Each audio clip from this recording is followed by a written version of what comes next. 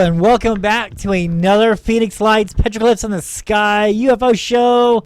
It's been a while. How's everybody doing? Glad you are here on this live broadcast so late at night in the desert. Woohoo! How is everybody doing? Got a great show for you tonight. We're going to be talking about some Phoenix Lights that happened out there in California at Doug Weatherby sent me, and we're going to talk about that. Going to talk about these giant footprints out there, and that were found. Let me get back to it. Where is it? Where are these footprints located at? Alrighty then. Okay, so these footprints were out there in Syria. They found some giant footprints out there in Syria at this temple. Gonna talk about that, see if they're real or not. And so yeah, we're gonna show some UFO videos, some petroglyphs. And so yeah, let's get it started. Alrighty then. So here is yours truly's book, The Phoenix Lights, Petroglyphs in the Sky, Landscape for the Spirits, True Stories, Myths, Legends, and UFOs over Phoenix. And so you guys might want to go off and get your guys the hard and soft copies quick, because this is limited edition, this book here. So the ebooks are gonna go on forever, but these hard copy books, now they're going fast, and once they're gone, that's it. No more, guys. You will not be able to get any more hard or soft copies of this book anymore. This is a limited edition, so make sure that you go off and you get your hard and soft copies now, because one day we'll meet up and I'll be able to sign it, and that's going to be great. I've done that so many times before. Landscape for the Spirits, True Stories, Myths, Legends, and UFOs over Phoenix. This is like 15 years of research out there in Phoenix, Arizona. And forgot to introduce myself if you guys don't already know. I'm Jeff WOOLWINE. I was born and raised in Phoenix, Arizona. I've been seeing these lights in the sky ever since I was a kid. I am not from out of town, someone coming in and trying to tell you what is going on. I actually live here. I was born here. I've been seeing these things in the sky. And so that's what made me go off and find out what the hell was going on in my city, man. And so, yeah, I found out about the petroglyphs out there on South Mountain. From there, it was just downhill.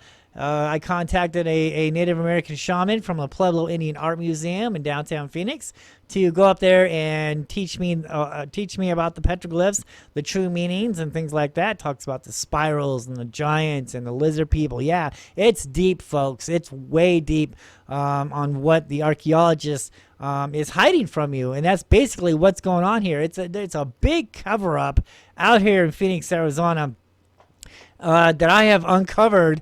That has been covered up for the last 80 years, ever since Charles Holbrook. Charles Holbrook, he was the first park ranger from the early 30s all the way up to the late 40s, 1940s.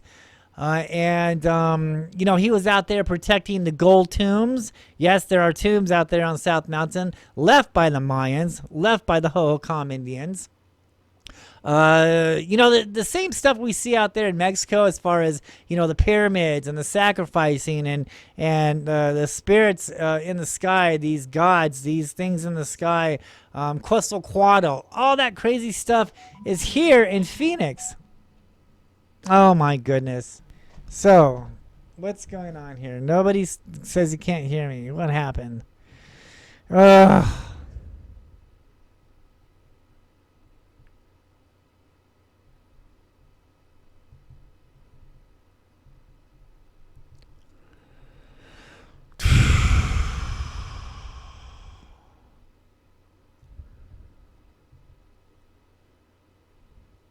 Testing, mic. Testing, mic.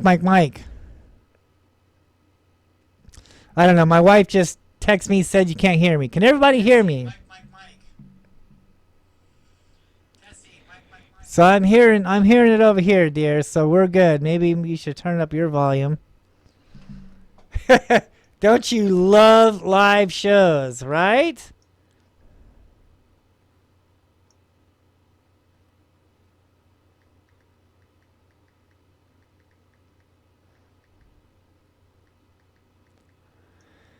Okay, so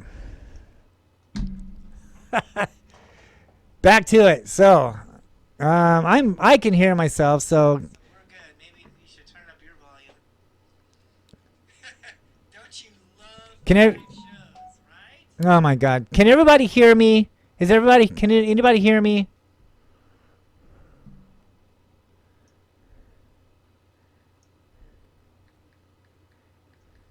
Okay, so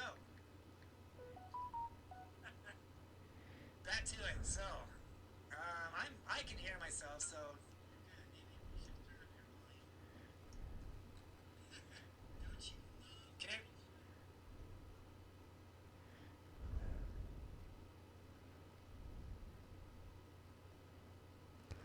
All right, so I'm hearing it, so everything's good. So all right, so let's get back to it.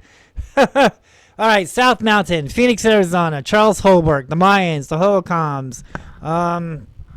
Yeah, so I love history, and that's what made me go on a quest, on a hunt, on a journey out here in this desert of Phoenix, Arizona. And so just let me know. Type in the comments if you guys can hear me or not. Let me know if you can hear me. So I love history. I love archaeology. And this is what made me, go out there on South Mountain to find out what's going on. I was an amateur archaeologist at least 10 years before I became a ufologist. And so I love the history. I can spot something that's man-made, like a mile away, dude. So I'm finding all this stuff out there on South Mountain, and the archaeologist wasn't, talking about this. Yes, I have his book, and that's what part of investigating is. You have to investigate everybody, right? Not just not just the lights, not just the mountain, but everybody affiliated, in talking about this stuff. The archaeologists, Len Kitai, all these other sky watchers out there. What do they say? What's credible? What's not credible? Right? That's what I'm going after. And no one's telling me they can hear me, so I don't know what's going on. And so in 2004. I found out that the lights were back. The Phoenix lights happened out there on the west side of South Mountain, the exact same spot on where the 1997 Phoenix lights occurred at. And what actually happened that night? There was a bunch of lights on the west side of the valley there. There's no evidence. There's no proof of anything flying over the city of Phoenix. Matter of fact, I was out there last night, and I can tell you I'm a witness to nothing. Okay, there wasn't anything that flew over the city that night. There's a lot of misleading information about this, and people trying to get on televisions and write books and go on radio shows and stuff like that, trying to say they saw this craft, and it gets so crazy. People are saying there were people in their windows and they're waving to me, and then one time Kitai came out and says there were gun ports under this mile-wide V-shaped craft. Oh my God, it just gets so crazy out there, man. So we must examine the facts here. The facts say that there were sky watchers out March 13th, 1997. One of them was Tom King. He's one of the guys that actually filmed what really happened that night. And why were they out there waiting for the lights? Because they were seeing lights nights and weeks and months prior to March 13th, 1997. So they were ready for something. They were ready. So if anything was going to fly over the valley, right, as all these so-called witnesses, that have no proof, no videos, of something flying over the valley, then it's surely Tom King and the rest of the people that filmed these lights back in 1997 would have got on film. But yet, it was only a handful, like 4, maybe 5 people that filmed these lights way out there on the west side of South Mountain. But yet all these witnesses say, oh, something flew over. Well, going 8 miles an hour, a mile wide V-shaped spaceship craft, 8 miles an hour. And I know we didn't have cell phone cameras back there, but still, I mean, there were 4 or 5 people that filmed the lights on the west side of Phoenix, Arizona. So why couldn't the same people or different people film something going over the city of Phoenix? It's been over 20 years since March 13th, 1997 occurred. And not one evidence of video, anything, proving that something went over the valley that night.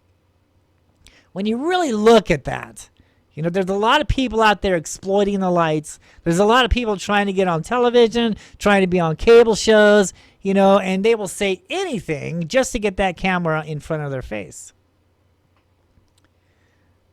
Or, sell movie tickets or sell books about nothing, right? Oh, by the way, this book here is a non-profit book. I don't make any money from this book at all.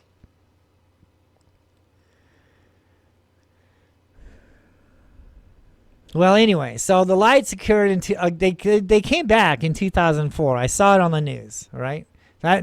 So that's when it was time for me to go out there and start filming these things. And I remember Tom King, I saw him on the news prior to that, like a year or two, right? Because he's doing this for years, man. He was having better luck on the east side of Phoenix. So I figured I'm going to go out there. I'm going to go out to Mesa. I'm going to watch out there because Tom King was getting a lot of good activity out there on the west side or on the east side of Phoenix, on the east side of South Mountain. So that's where I went. 2004, these lights are appearing. I'm capturing like the whole summer of that summer of 2004. I'm capturing a lot of formations of lights right in this area, right next to South Mountain. Later on, I come to find out that there's a power plant. There's a power plant that these lights are right over. They're hanging over this power plant. And this power plant is bored down into a fault line that's connected to South Mountain. That's the key. That's the source. It took me like a year to figure this out. I didn't know why the lights were always occurring, at the mountain. And the lights, these UFOs, these entities, these creatures, has been hanging around this mountain for thousands of years. This is nothing new. And they still go there today. They are still there today. And once I realized that there was a power plant out there and the power plant's bored down into the fault line, and that power plant in 2004 was active. It's out there on Ray Road. Those of you who live in Phoenix, go check it out. Check out your Google Earth. See that power plant out there? These lights are hanging right over that power plant, right? So I did a few news stories, and the end result was we're seeing flares. Well, those lights are right here, in the valley. They're right there next to South Mountain. They're not way out there in Davis Mountain Air Force Base in Tucson, 150 miles away. I mean, these lights were right here, but there was activity. There was airplane activity out there. And at first, I thought that these airplanes was there to investigate them, was there checking them out. Because I noticed them. I noticed these little white airplanes, right, would hang a couple thousand feet up above this power plant on Ray Road on the east side of Phoenix, on the east side of South Mountain. And I noticed there were 2 airplanes up there, right? And these lights would just magically come in. They would just appear in the sky. They don't make no noise. They don't make any shadows, right? And most of the time, they were appearing way on the far side of South, way on the east side, right? They would show up way, away from that power plant. And they would move ever so slowly. Because when you go back and you replay the video, you can see them moving, man. They're moving fast. But in real time, they're going slow, man. They're going real slow to not to be noticed. This is how they're getting away with being in our skies and getting away with it, and nobody really paying attention. Because for one, everyone's looking for something else. They see that light in the sky. Oh, it must be a flare. Oh, it must be a Chinese lantern. Because what are we looking for? What has everybody been telling us for at least 80 years now? Crafts, spaceships, little gray guys from Mars, this and that. So we see this light out there. Oh, it's not a spaceship. It's not what I was told. So we blow it off. And they're feeding off of that. They're counting on that. They're counting on the public's, I don't want to say ignorance, but not really understanding what's really here, because all these other people that have no proof, no evidence, all this hearsay is telling everybody, and it's still going on today about spaceships and crafts, right?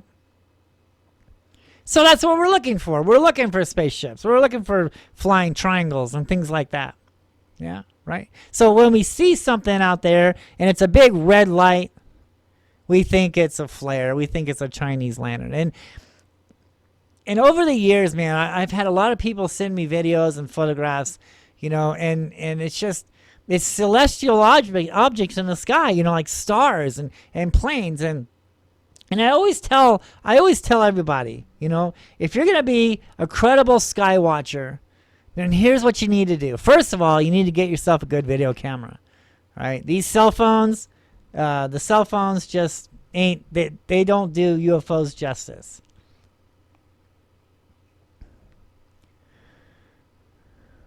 They just don't zoom in very well. Something that's really close on a cell phone video feed, it looks like it's far away. Okay, so the cell phones, it's just not very good. You need to get yourself a video camera. If you're going to go off and skywatch, get yourself a video camera. 2, before we start looking for unidentified objects, we need to recognize what identified objects are. We need to understand what is normal. We need to understand what flares look like. We need to understand what balloons look like. We need to understand what trash blown in the wind looks like. We need to understand what airplanes look like. We need to understand what drones look like. We need to understand what planets and stars look like, right? Because we don't want to be fooled. And we certainly don't want to take a picture of a star or a planet and present it as a UFO and make everybody believe that's a UFO when it's not, when it's really a planet. And I don't know if they are doing this on purpose just to get attention, or if they really don't know. And that's the thing. So in order to be a credible sky watcher, you must go out and film this stuff. Film a star in the sky. Film a planet. Okay? Film a drone. Film a helicopter. Film an airplane. Get understanding on what it looks like, okay? Come back home and put it on your computer, put it on your television, and look at what it's doing. Okay, that plane has an anti-collision light. It's blinking, and it's blinking in a pattern, right? It's a white light. It's a red and blue light. Red, blue, right? It's in a pattern. And understand its speed. Recognize how the airplane is flying in the sky. Understand the flight pattern, and especially like the high ones. Now, like these jumbo jets, these big old 747s. Now, there's a lot of times, man, when it really looks like a cylindrical object, a tube, a silver tube up there in the sky.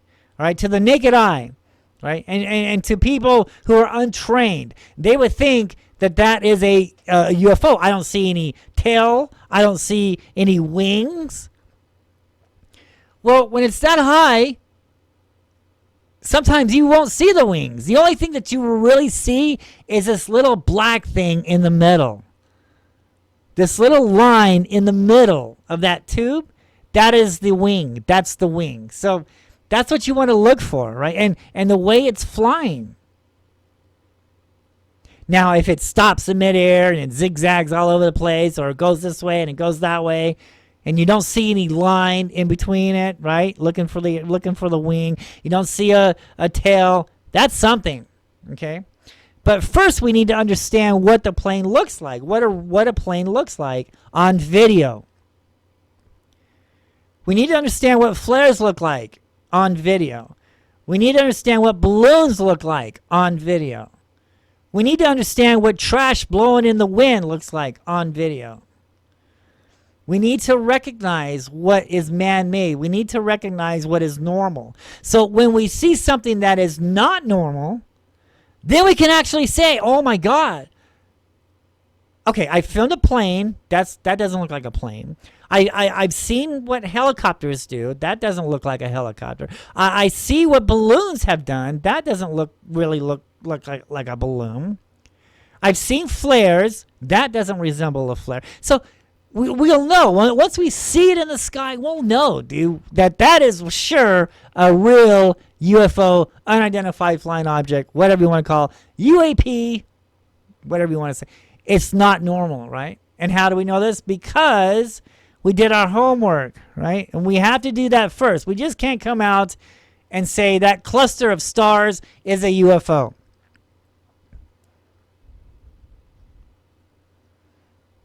Another thing that's really crucial, because there's so many hoaxers out there and everybody wants to see a UFO, they'll just film everything, right?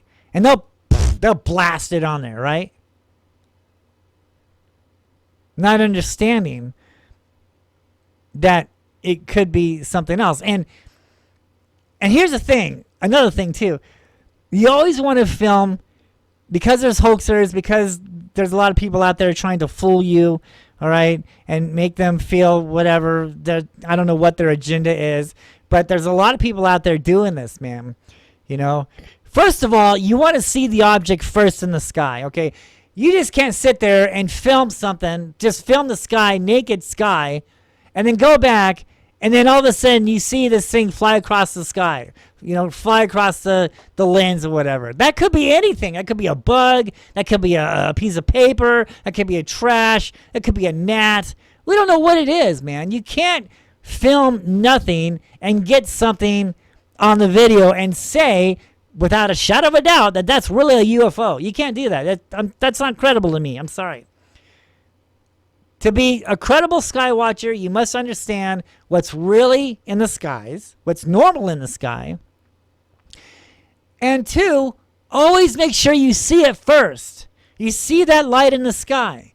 Okay, there's a light in the sky. Now let's get your camera out. Let's film it. And we got a video camera, so we got very good zoom, right? We zoom in on that sucker, right? And always film how the object leaves the sky. That's one crucial thing, because there's so many videos out there cut and spliced and thrown away. And so someone will film a plane with the headlights. When you see planes in the sky, man, they got headlights on them on the front, dude. Right? When they're coming at you, it looks like a light in the sky. It looks like a UFO light, right? It looks like a Phoenix light, right? But when it turns, then it starts to blink repetitiously. You'll see that blinking light. Or when it gets closer, the video starts to form into an airplane. There's so many people out. That light just turned into an airplane. Come on, man. Let's get credible here, right? No, man. It was always a plane. Just because you see the light first, that light is bright, man. It's meant to be seen. You're gonna see that light out there, man. And when it gets closer, all of a sudden, then the airplane appears, right? Then we understand there's a blinking lights, blah, blah. Then we understand that. But there's a lot of people out there that will only film that light, and as soon as it gets close enough for you to tell that it's a plane, they cut it off. They stop the video. Nope. That's suspicious. You always want to show how the object leaves the sky. I don't care. I don't care. This is the only way to do it, because there's so many people hoaxing this stuff.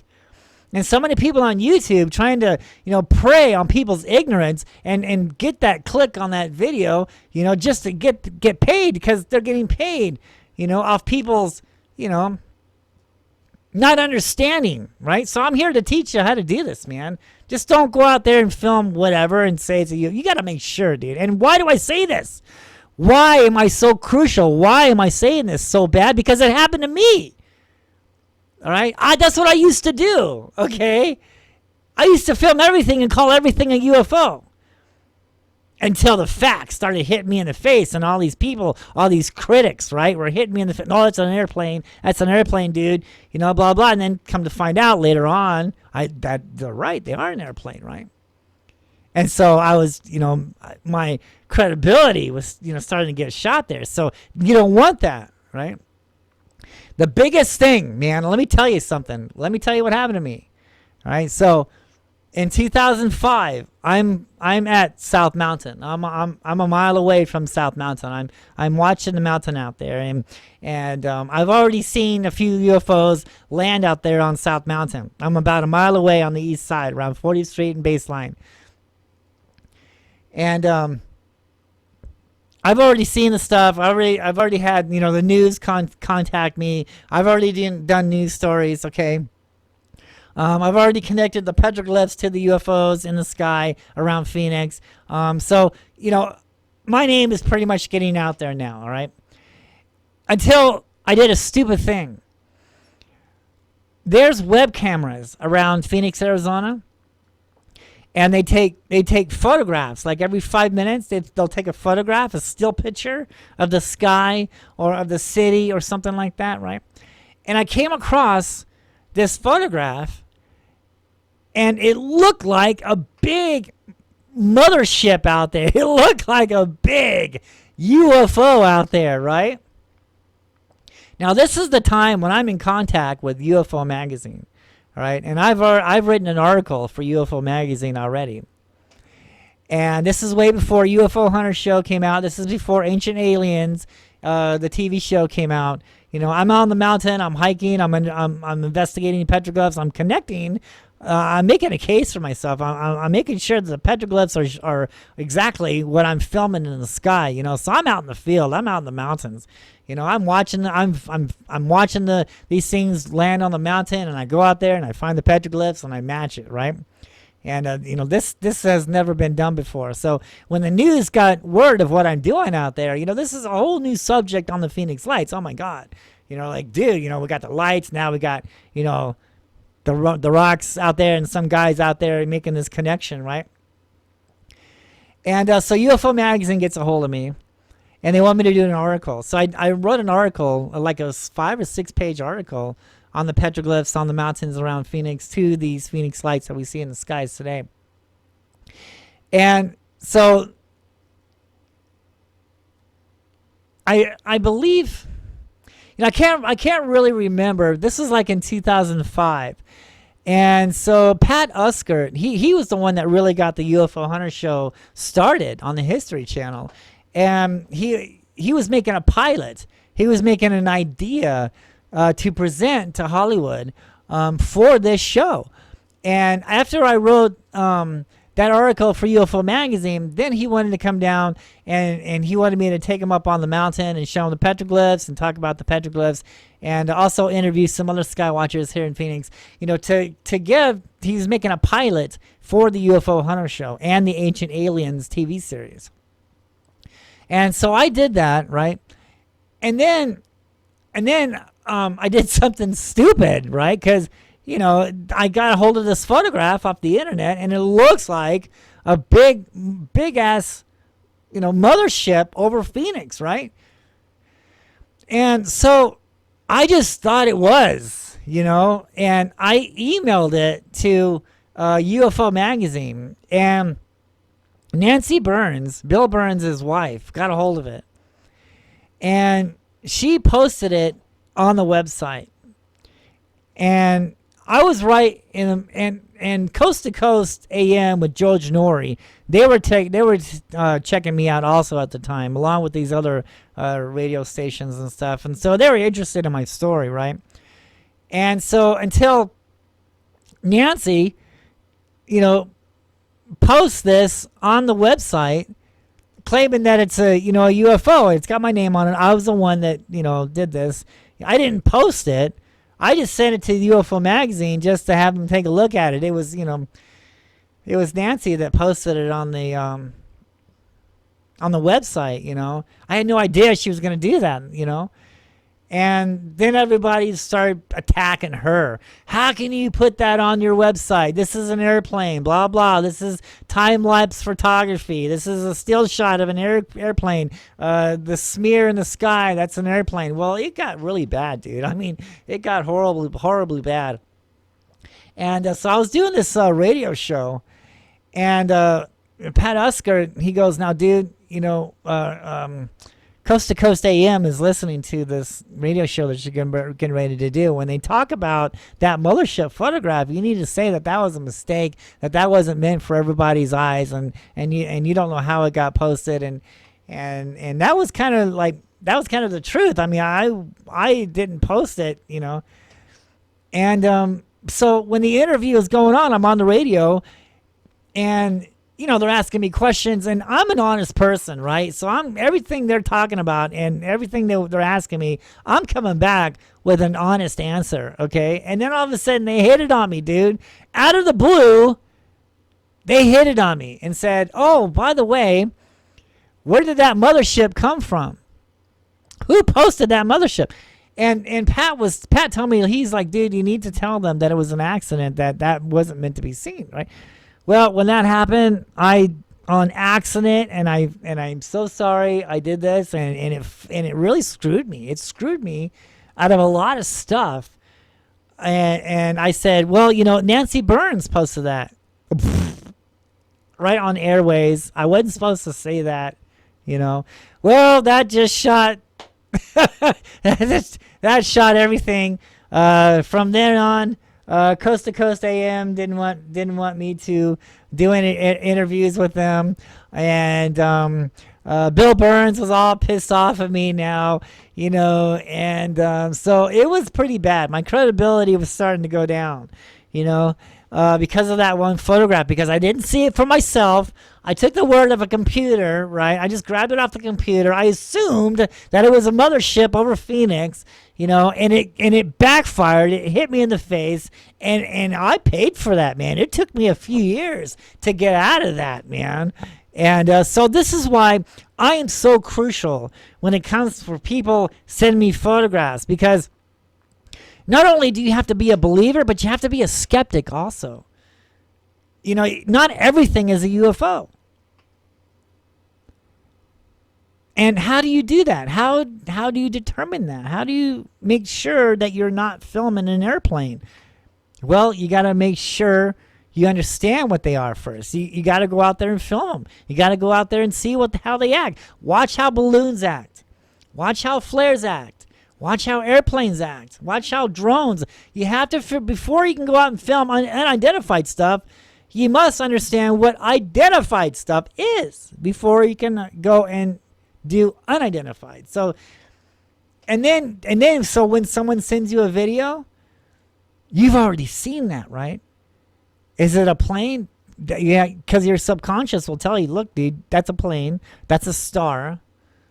Why? Because I've studied that. I've studied stars. I've studied flares. I've studied planets. I've studied airplanes. I've studied drones, flares, balloons, trash, anything and everything that's in the sky. I've been there. I studied it. I watched it. I understand what it was. I filmed it. I took it home. I analyzed the footage. I got my brain to recognize what it is. And that's what you have to do to be a successful, incredible UFO skywatcher. Because then when you actually do see something in the sky and you're filming it, then you know. Then you won't have this mothership problem that I had, and it took me years to get out of it, to climb my way out of that hole that I dug for myself. So this is why I'm so crucial on people, and they think I'm being an asshole, but I'm really not, man. I'm just trying to help you, you know, help you be a better skywatcher. So you're not out there filming bugs and fooling people, and that's the thing, see, because you don't want to look foolish, and you don't want other people, you know, you don't want to prey on you know, ignorance, dude. You know, you want to make sure you know what you're talking about. And that's what I have done over these last years. I've verified. I've crossed my T's. I've dotted my I's. And so now when I talk about stuff, I can back it up. All right? I can back it up because I've been there. I've done that. I've experienced it. I've seen them. Okay, and that's what credibility is. And if you're gonna be a beginner, that's great. That's something. I was a beginner too, and that's what screwed me, because I didn't understand what web cameras were. I didn't understand what time-lapse motion photography looks like. It'll take this photograph of a plane, of a jet plane at nighttime, but it leaves that big streak in the sky, and it looks like a UFO. Okay, so you need to be careful on that, all right? And I apologize to all these other people that might have thought that I was a jerk or being an asshole too. I'm sorry, I'm just trying to not have what happened to me happen to you, okay? So you must be able to, verify what you're talking about. So that's where this book comes into play, all right? So I spent years on South Mountain, all right? I studied the rocks out there. I found out the petroglyphs, right? I called in a Native American shaman from the Pueblo Indian Art Museum. I saw him on television, right? He's talking about the petroglyphs. This is in 2004, okay? This is before I started filming the lights. And he's up there talking about the petroglyphs, and he's talking about this stick figure man looking up at something in the sky, right? Something above his head. And the guy turns around, one of the witnesses, the tour people there, turned around and says, it looks like this stick figure man is looking at something in the sky. It was a circle in the sky. And he turns around and he says, yes, that's part of the interpretations here, is that our ancestors saw and recorded things on the rocks here. And this is 2004, right? And March 13th happened. And so we've had all these years for all these so-called UFO researchers to figure out the petroglyphs out there, to figure out, the connection here. And not one person was even considering the petroglyphs on South Mountain. Until I saw that on television. I saw Dave Morris, that's his name, Pueblo Indian Art Museum. Tell him, go check him out. Tell him I said hi. We'll talk about that here in a minute. And, he's like, dude, and I was like, oh my God. Okay, so wait a minute. There's strange lights in the sky. Now we have strange markings on the rocks out there. There has to be a connection, right? So I kept that in the back of my head. I found out where he worked at, but right now my mission was in 2004 to go hunt him down, to go hunt the lights down, because the lights were back. So I went on the east side. I moved to the east side. I moved to Mesa, Arizona, on the east side of Phoenix. And I knew precisely around the direction to look, southwest. I knew right around in that area, because that's where Tom King was filming his lights at. And it didn't take long. I saw these lights appear in front of me a few miles out, and they were going towards the mountain. They were going west and disappeared. T-Boy would show up out there, going west, disappeared. And this is like the very first time I'm catching them. So my video's all shaky, and I'm like, holy cow, dude, right? I'm freaking out because they're so big, dude. There was so big orange, amber lights out there, man. You couldn't miss them, right? They're huge. Nobody else is seeing them. Why, right? And then I followed them. And then I ended up in Mesa Community College. And there's a set of bleachers up there. So I climbed up on these bleachers because I wanted to get high up, away from the buildings, away from the trees, And sure enough, Mesa Community College had that bleachers, and I went up on that corner on the south west side. And from there, those lights were right there, man, right over that power plant on Ray Road. Now, there's airplanes. I'm getting back to my story. There's airplanes up there, okay? And at first, I had thought that they're here to investigate the lights along with me, I'm like, dude, because they're out there doing massive formations. They're doing lightning bolt formations. They're doing triangle formations. They're doing a big spread, right? 4, 5, 6 lights out there. I mean, it was crazy. I think the whole summer of 2004, I must have got at least 200 Phoenix Lights sightings. And good video, too, of these things, right? They're right in front of me out there about 2-3 miles away, man. Right there, dude. And those airplanes, right? And so when those lights would appear above the power plant, the airplanes would start to go in after them. I filmed this, okay? As soon as these lights got within about a mile radius or closer to these lights, the lights would disappear. Airplanes would come in and circle that area. Airplanes would go back up into the sky high, and here come the lights again. It was like a cat and mouse game the whole summer that year. So on the east side of South Mountain at that power plant is a hot spot to see these Phoenix lights at, because they hang over that power plant. Now, I'm not sure if that power plant is on all the time. I do know, this is interesting, I do know that in 2004, the Palo Verde nuclear power plant outside of Phoenix was shut down.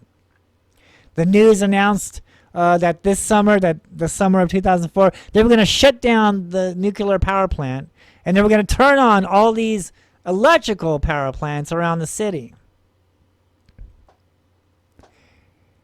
Did they know that these lights were going to be attracted to that power plant? Because I've seen photographs. I've seen the Palo Verde nuclear power plant photograph with lights hanging above that nuclear facility. So once I found this out later on, that they turned it off, and then later on I'm learning that these lights are here for the energy. I'm thinking to myself, well, did the government know that the lights were back in town and they were going to hang over that nuclear facility, and if they draw up too much energy, if they suck up too much energy, will that cause a meltdown? Well, maybe it's better if we turn off this nuclear plant because these lights are here for the energy, and we turn on the electrical grid, the electrical plants around the valley. So instead of the lights going to the nuclear station, it'll go over to the electrical power plants, and that's what they did. That's exactly what they did. They turned on that plant out there on Ray Road on the east side, and the lights were attracted to that area. Later on, I found out that area right there where that power plant sits today was the major city of the Holcomb Indians. We'll get to that here in a few minutes. But that was the major city. Where that power plant is now, that was the heart of the city for the Holcombs. When the pioneers first came here, they documented and they wrote a map on all the canal systems that the Holcomb built, all the Hogons, all the structures, all the houses where they lived at. They marked it on these maps. And it just so happens that the major point of where they were mostly living at was right there at that energy source, right there at where that power plant is today. Did they want to get as close as they could to the lights? I think they did. I think that's the reason why they chose that spot, because that's where these lights would appear in the sky. So they wanted to get as close as they could to their gods, to these things in the sky, right? We'll get to that here.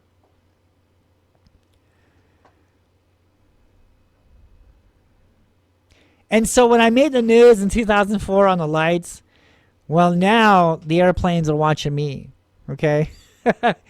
It got crazy. So I used to ride my bike to the Mesa Community College, and it was quite a distance away. So every evening before sunset, my son and I and some friends would climb up on our bikes, get my tripod, get my equipment, and we'd ride up there and set up the cameras and get ready.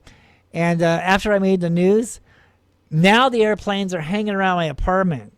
Okay, the airplanes are up there watching me now. Okay, and I noticed one would watch all of us go all the way to Mesa Community College and then watch us set up our tripod and set up our cameras over to that area where the lights are showing up at. And sometimes that pilot would fly right by us because we're high. We're kind of high. Those bleachers are high. I could see the whole city from that set of bleachers over the buildings, over the trees.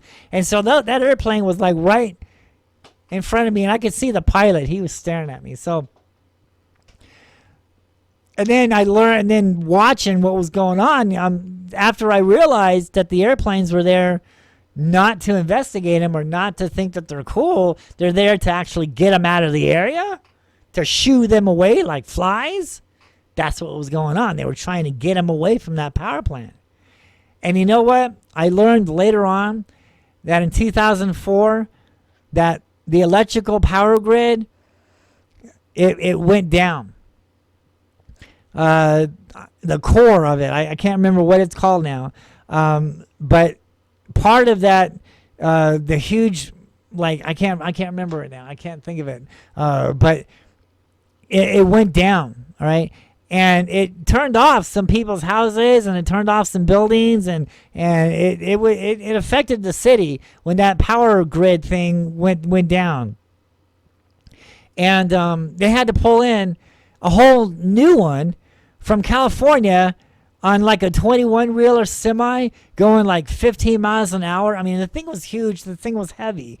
All right. So it took about, a few weeks for that thing to get here. And get the grid back working. So, and I'm thinking to myself, wait a minute. So those lights are over the power plant, right? Was it the cause of it shutting down the core or the grid or whatever it was that shut down in 2004? Did the government know that these lights were here and they were going to hang over the nuclear power plant? So they shut that down. They told the people we're going to do some maintenance on it. We're going to turn on the electrical ones. And what happened? It attracted those lights to the electrical plant on Ray Road. And then later on, boom, it shuts down the grid or whatever. Something happened. They were drawing too much power. Oh, and who's paying for that, right? Who's paying for their energy that's being sucked up? We are. We're paying for it. So the Phoenix lights are sucking up the energy, and we're paying for it. That's basically what was going on, right? So after 2004, and after they got the military involved, they got these A-10s saying that everyone's seeing flares. That's when I started thinking, because all the studies that I've done on UFOs, all these research, all the credible stuff, not the hearsay stuff, the stuff that we can actually prove, and mountains was the source. Mountains were the key. So they're saying I'm seeing flares. I know they're not flares. They're over there by South Mountain. So in 2005, let's move to the mountain. Let's go to South Mountain. That's what I did. I found a perfect apartment on the east side of South Mountain, like a few miles out. Second floor. Perfect window to see the mountain. It didn't take long. This thing came down, landed on the mountain. I thought it landed on the mountain. It went behind some trees and went down there. Short while later, it left on the other side of the mountain, about a couple blocks away. So I go out there the next day, and what do I see? Because I'm still thinking spaceships, right? That's what we are brainwashed into thinking. Is spaceships, crafts, aliens. So I'm thinking crafts, dude. I'm thinking spaceships. I'm still thinking spaceships. I'm still thinking what everybody else is thinking, right? So when I go out there, I'm looking for some kind of evidence, like a crop circle, right? Some kind of burn mark, because I filmed it. I'm there. I'm exactly at the same spot where that thing went down at, that came out of the sky. It was a black orb. This black orb just came out of the sky, ascended on the mountain. What do I find when I go out there?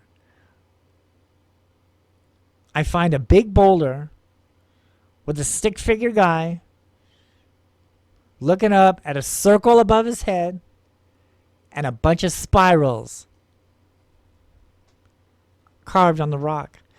Once I saw that, then it started to click on me. Wait a minute. I remember seeing that guy on television last year. I'm going to contact him. I'm not going to tell him what I'm doing. I'm not going to tell him who I am, really, I'm just going to tell him, look, I saw you on TV. You're doing a tour on South Mountain. I'm really interested in the petroglyphs.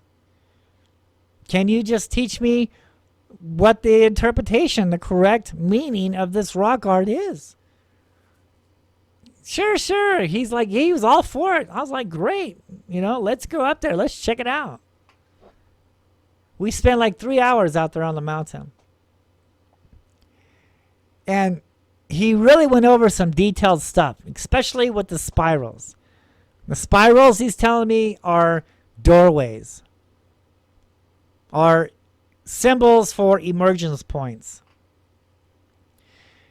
He was saying that when the spiral ends down, it's normally going to end in the crack of the stone. That's what you want to look for, right? You want to look for the crack in the stone. If it ends at that crack, then that's the doorway. That crack is the emergence point to the underworld. And when he was showing that to me, I'm thinking to myself, dude, how can a big UFO spaceship craft, right, get into a crack in a stone, right? How can it go into the underworld through that crack? I didn't say that, but I was thinking that. Then he says when the spiral ends up, he says there's a vortex in the sky. That's what he said. He said a vortex. He said that spiral is a symbol of a tunnel. You're looking into a tunnel, man. That's what the spiral is all about. It's a tunnel into the underworld or into a vortex. That explains on the lights that magically appear in the sky. They just appear, right? You've seen them. You know what I'm talking about. You've seen these lights, dude. They're quiet. They're soft. There's no fire. There's no shadow. There's no noise. They slowly come out. And then they're there. And you're like, wow. What the hell? Right? They came in through that doorway. Are they coming in from another dimension? Could be. I don't know. I've never been there, so I can't really say. I can only talk about what I know, what I can prove. Can I prove they're coming from another dimension? No, I can't prove that. But that's the theory. So I'm gonna incline to believe that. Sure, I'm open to that. They're coming in from somewhere, right? They're coming through that doorway. When the spiral is clockwise, it's a doorway in. When the spiral is counterclockwise, it's a doorway out. And here, that stone that I found, it had two spirals there. One in and one out. Go figure. And a guy looking up at the damn thing in the sky. I mean, if that's not just proof positive, I don't know what is. This is where the credibility lies, right?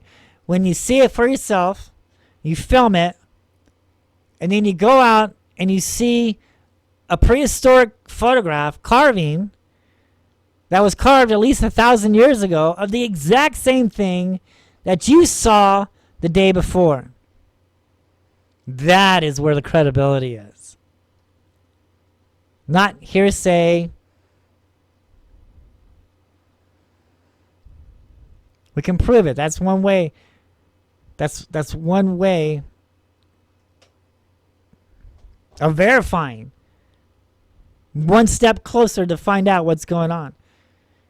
Because when I didn't know what was going on, I'm doing news reports. I'm doing cable shows. Soon as the UFO Hunter show aired, I ended up doing the show on the History Channel in 2007. Right. And we're still, I'm getting closer to the answer. And I think by that time, I do have the answer. And they're telling me, Jeff, you can't go saying that.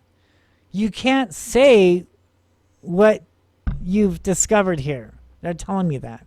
They said the public isn't ready for this. Because I'm showing them flying serpents. I'm showing them flying diamonds. I'm showing them something completely different than what everybody else is trying to claim. Because by then, I'm to the point where I'm like, dude, look, I saw a flying serpent, a flying snake come out of the canyon on South Mountain, climb in the sky, come over my apartment complex. It was no ship. This thing was alive. It was a living creature. This thing was alive, man. There was no technology involved in this. It was alive, dude. Oh, well, Jeff, you can't go saying that. You can't say this. If you're going to say anything about them, you need to say crafts. And even in the show, when you watch the show, they say, at this point, it's just a theory. It's Jeff's theory that the Holocom's carved UFOs on the rocks, you know. And they said, he's either a madman or a genius.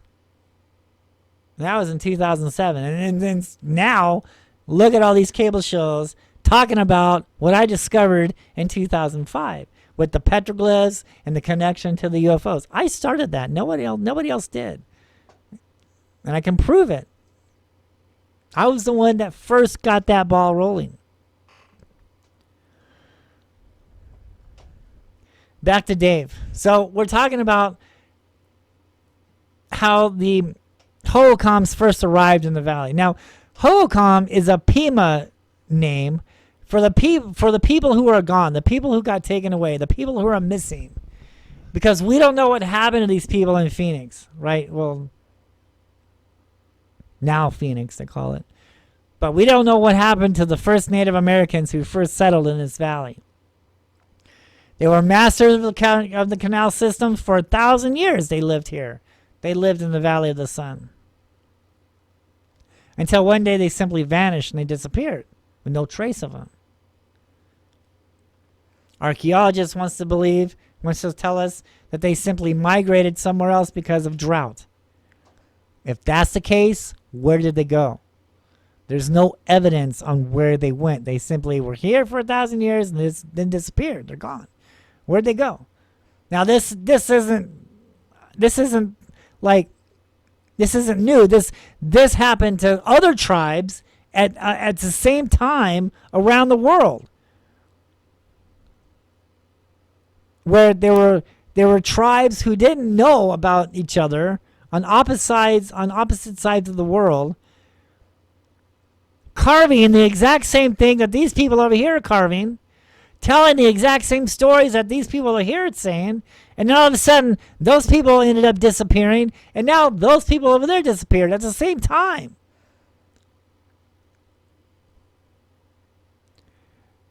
Now when you talk to some of the elders, now this is hard to do. There's a lot of Native Americans, the elders, the leaders of their tribes, a lot of them will not talk about this, okay? Then there are some that are just blown off the wall crazy nonsense.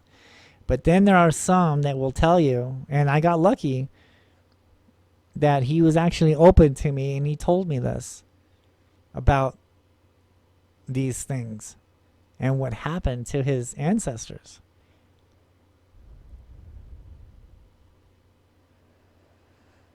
Now the petroglyphs show, because they didn't have video cameras back then. They didn't have photographs. They didn't have, cameras. They had stone boulders to record special events at the place where it took place at. For instance, we see a bunch of petroglyphs right here on this mountain, right here in this area of the mountain, but we don't see any petroglyphs about a block away. Why?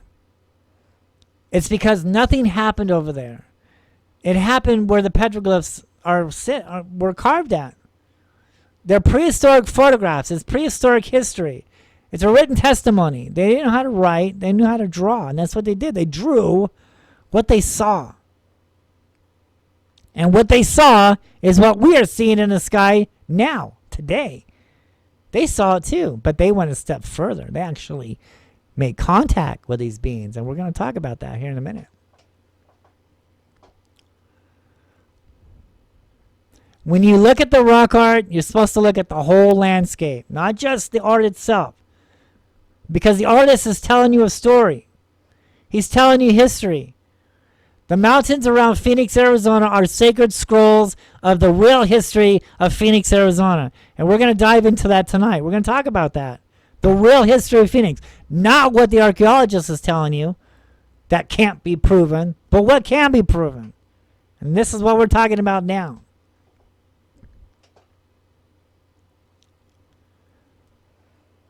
They're prehistoric photographs. They're written testimony.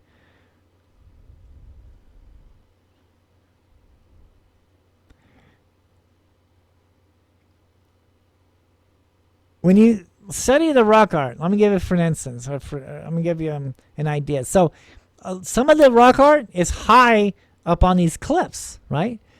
You've seen them. There's rock art. There's spirals. There's stuff way up high on some of the rifts of these mountaintops. Why is that?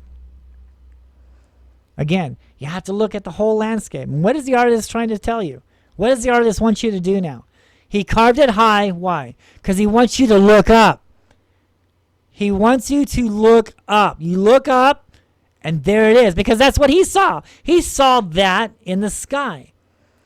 So what better way to tell his story, to tell you what he saw, what he witnessed, is to put it in the sky. And the other way to do that is to put it on a high cliff, on a high mountain up there, on exactly around the area where he saw it at. It's high, so you're looking up. That's what he saw.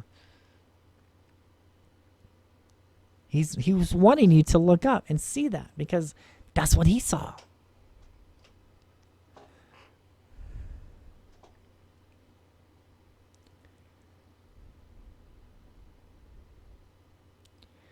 Dave went on to say that when the Holocaust first got here,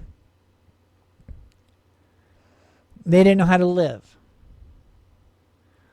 So the spirits of the earth and sky came down from the heavens, came up from the sand world,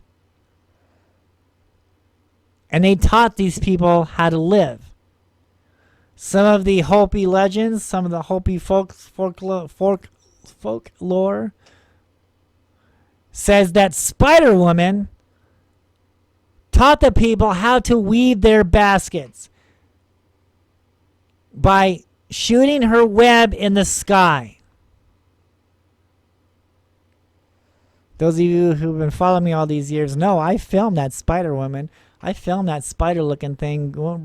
It went right by my window. It made video of the day in Phoenix on the news. That thing was real, man. It was alive, dude. It's a spider. It's a spider, dude. It's crazy. It's freaky. In return, they thought that these were their gods. They worshiped these things as gods. They started performing sacrifice. They're spilling the blood of man down these sacred rocks, these sacred mountains, just to appease the gods, just to make sure that the seasons would change, the sun would stay in the sky. Oh, and by the way, it wasn't a desert back then. It was a tropical-like landscape. When the Holocaust first arrived here, and they wasn't alone, it wasn't just the Holocaust, but it was the Mayans. The Mayans were here in the valley also. I found Mayan rock art. I found so much art. I found Holocaust art. Then I found Mayan art. And then I found Spanish conquistador art. We'll get to that probably later.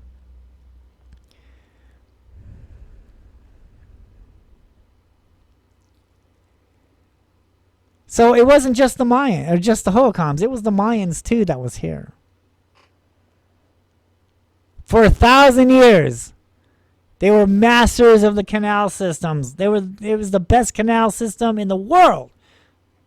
And as a matter of fact, we still use some of them canals today. They're a little bit deeper. They're a little bit more made out of concrete now.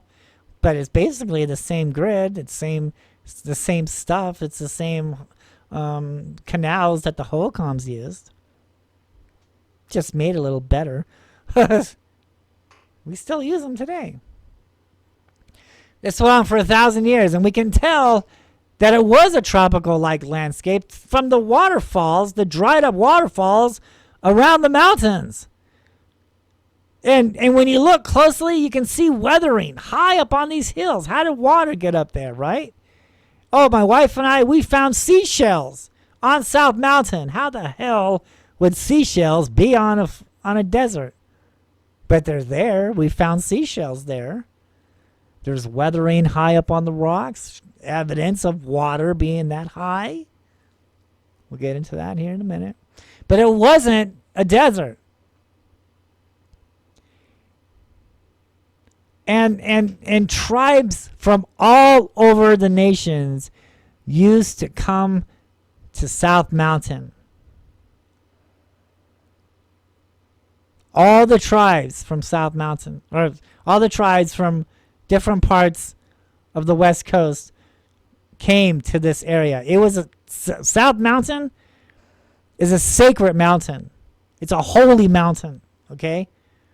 Back then it was called Mount Sepoa, Mountain of Mercy. It's a holy, it's a sacred, it's a precious mountain. And when you walk it, the landscape changes. It's incredible. It'll be like greasy rocks one part, and then totally different landscape over here. And then you keep walking, and then the landscape changes. It's weird. It's a sacred, special mountain. The east side of South Mountain is a lot older than the west side. Everybody knows, who's been studying the Native American folklore and things like that, is east. East is sacred because that's where the morning sunrise comes. That's where the sun is. It's coming up out from the underworld. The sun is coming out from the underworld on the east side, so the east is sacred. That just so happens it being a coincidence, if you will, on the entities visiting the east side more than the west side of Phoenix.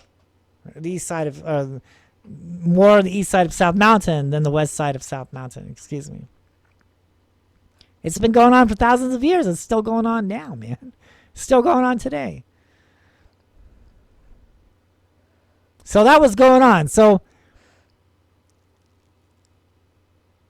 and then one day they all disappeared.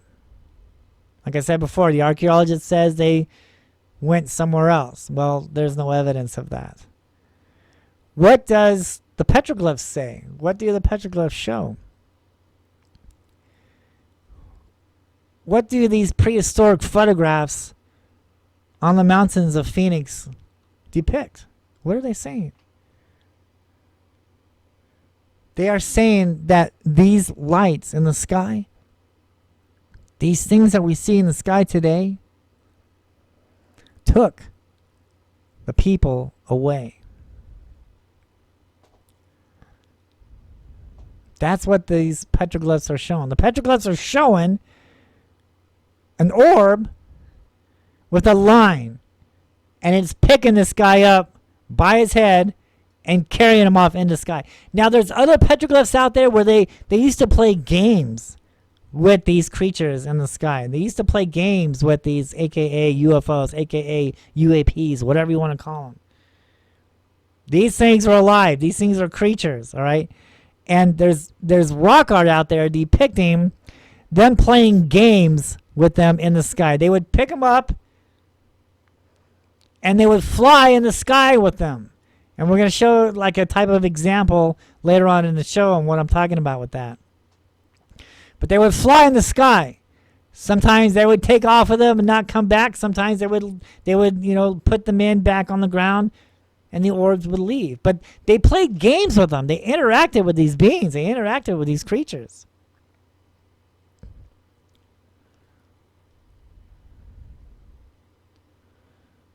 It was a major part of the Holocene era. It was a major part of the Mayans, man. Were these creatures. That's why so many people from around the West Coast of the United States was coming to this area.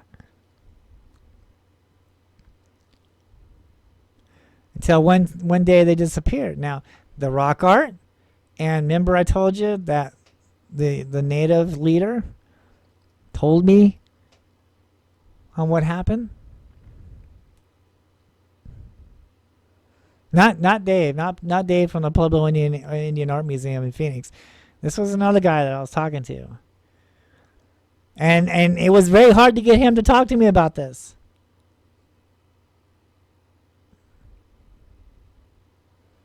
And when he did, he was like, this is touchy stuff. In a way, He was explaining that we are really not meant to know about these things.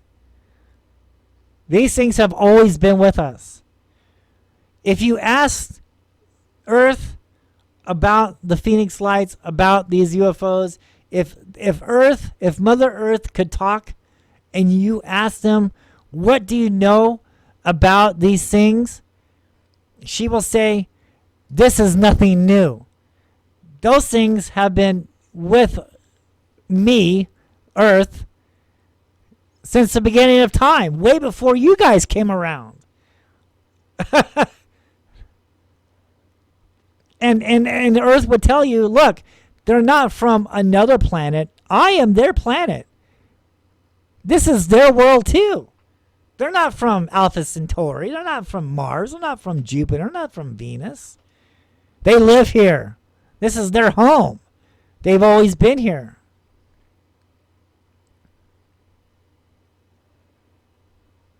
And in my studies, I'm convinced of that. This is their planet also. They've always been here. They were here before man. And a lot of this stuff, like there's a lot of like art out there where it's depicting men in spaceships or men in spacesuits, right, with the helmet. I'm sure you've seen. I'm sure you know what I'm talking about. It's like a spaceman with a helmet. It's a human inside that. Even the Mayan pyramids out there in Mexico. There's the Moon Pyramid, and the sarcophagus on where the leader was buried at. You've seen it, right? It looks like he's in a spaceship. He's got his hand on a mechanical device over here. His foot is on a lever. There's fire coming down. You know, he's got oxygen hooked up to his nose, and he's leaning on his back, and he's going to space, dude. You've seen it, right? It's on the sarcophagus of the Moon Pyramid in Mexico. Oh, and by the way, they found mica in that tomb. There's mica there. How the hell would mica even get there? And why is mica so significant? It's because the space shuttle uses mica on the bottom of their space shuttle for re-entering the atmosphere of Earth. And here, the archaeologist finds mica at the Moon Pyramid in Mexico. It's away from the public. It's in this locked box. If you search it, you'll understand. You'll see it. You'll find it. It's there. There's mica there. So everybody's saying, oh, that's a spaceman. He's in a spaceship, blah, blah, blah, right? They're thinking that it's an alien. But look at it. Examine the art. Is the art showing a praying mantis with big eyes? Is it showing some kind of other creature? No, it's showing a man. A man is wearing that spacesuit. The Moon Pyramid. It's a man that's hooked up to the oxygen, that's got his hand on the knobs. He's got his foot on the lever. There's fire coming under his spaceship. It's a man. It's a human. It's not an alien. It's a human. My point is these creatures taught mankind the secret ways, the knowledge that man was not meant to understand. They taught them how to reach the heavens. We're not the first ones in space. We're not the first ones to venture out in space. The Mayans, the Aztecs, the Hohokams, they were in space too. And where did they get this knowledge from? They got it from these beings. And that's what the art is showing us. That's what this 2,000, 3,000, 4,000-year-old art is depicting. It's not depicting aliens. It's showing man in flight. Look at the Baghdad battery, all right? That's a battery, dude. They had electricity out there. This is the reason why in the pyramids of Egypt, there's no soot anywhere in the tombs of all these hieroglyphics, because they had flashlights. They had electricity. Those pyramids are actually, electricity generators. They're sitting on fault lines. It's a power station. It's a power grid, those pyramids are. It's a time capsule, and it's a power grid. Look at the evidence, dude. Come on. Let's look at the evidence. And why are their statues so big? Why are their hieroglyphics of man so big? Because they're depicting giants. Giants, ladies and gentlemen. Yes, giants are here. There's so much evidence that giants walk this earth. It's unbelievable, man. It's crazy. Look at it for your own eyes, dude. Look at the evidence. There's so much evidence of giants. That's what Dave was saying to me. He goes, look at the Superstition Mountains. He points out to the east side of Phoenix, and we see the Superstition Mountains. He says, you know how that mountain got formed? He said back then there was bloodthirsty giants that walked this valley. And one day, a flood was coming. And so the lead giant told his people to climb up on this huge boulder because he didn't want his people to drown. And the giant used his powers to raise this boulder up. But the water kept coming. The giant used his powers to raise this boulder up. The water kept coming. He used his powers by now, it was as high as a huge mountain. But the water kept coming. And in his last bit of strength, because it didn't want his people to drown, in his last effort, he turned them all to stone. And when that happened, that's when the flood stopped. The water stopped. And now you can gaze upon the Superstition Mountains, and you can see the water line where the flood stopped, man. You can see the water line. You can see the evidence of weathering all over the Valley of the Sun. There's water, man. There was tons of water here. The water stopped. And you look above that, you can still see those giants turn to stone up there on the Superstition Mountains. Those giants are still there. When you look at Camelback Mountain, there's a giant there on Camelback Mountain. Turn to stone. Look at Bryce Canyon in Utah. All those rock formations, those are giants, right?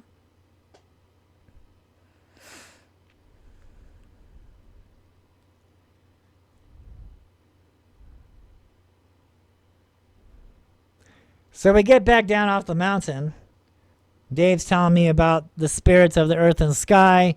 He's explaining about the the giants and the spirals. Now, when he comes to like what people like to call lizard people or lizard men, and the reason why he's saying that is because the stick figure man has a tail. There's a tail coming down from the bottom of him. And normally, most of the time, there's a circle in the belly of that stick figure man along with the tail. Now, Dave was trying to explain to me that when you see that circle, he's halfway in the underworld and halfway in our world.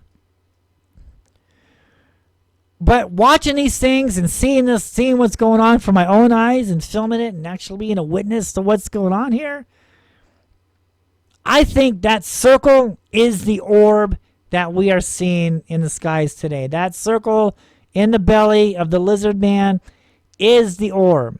And what it's doing, it's morphing. It's changing shape. It's growing a neck. It's growing arms. It's growing legs. It's growing hands. And the head, that's another orb. Okay? That's two orbs. So we have a circle head, and then we have a circle belly. Then we have the two legs and the tail. But I think the head circle, that is an orb. The belly circle, that is another orb. And it's connecting together. And it looks like a man. It looks like a person. And that tail is what they use to pick things up with. That's what they were using to pick people up with. That's what they used to pick up animals. And they played with them in the sky. They'd come down and they'd pick up these people, and they would fly in the sky with them. I'm going to show you an example of what people like to do. And they're reenacting this. Let me show you. I'm going to go to it right now real quick.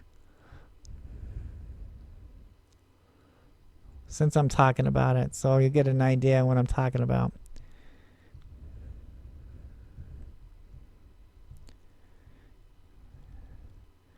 Now let's look at this closely. Let's watch this. So where's my arrow? All right, so look at this up top here. Okay, so we have these people. Let's blow this up.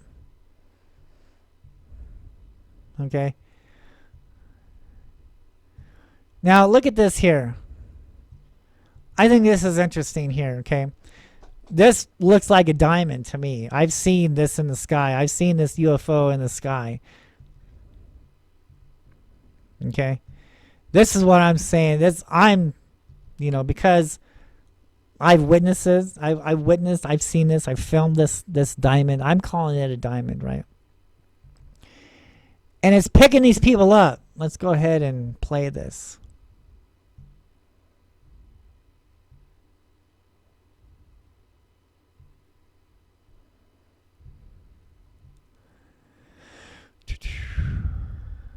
Let's try to. Don't you love live feeds? Okay, was this? Okay, here we go. Let's.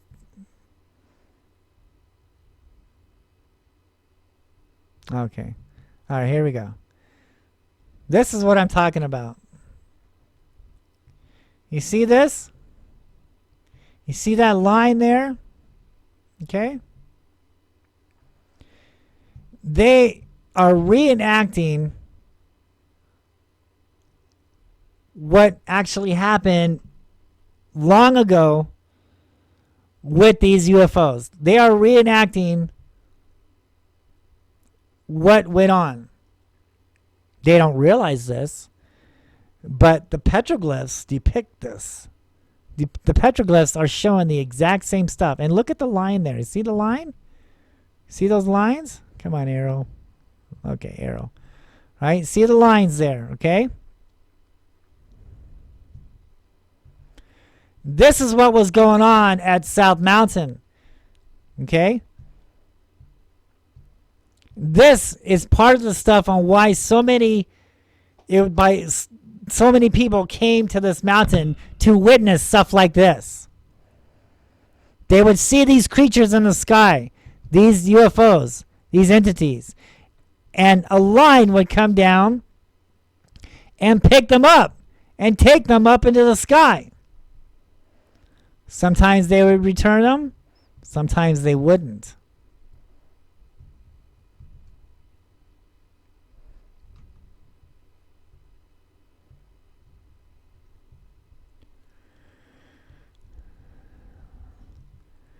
Let's take a look at this petroglyph here. You can see what I'm talking about here.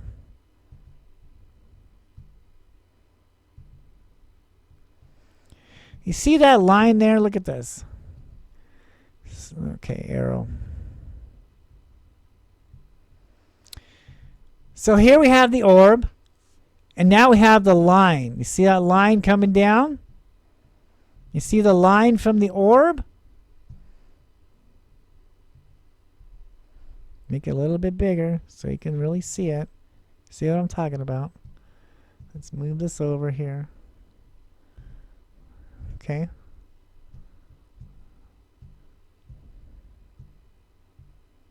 All right, so we got the UFO, we got the orb, we have the line, it's coming down, it's picking this guy up. Picking this man up. See his legs there, and his body and his head. All right?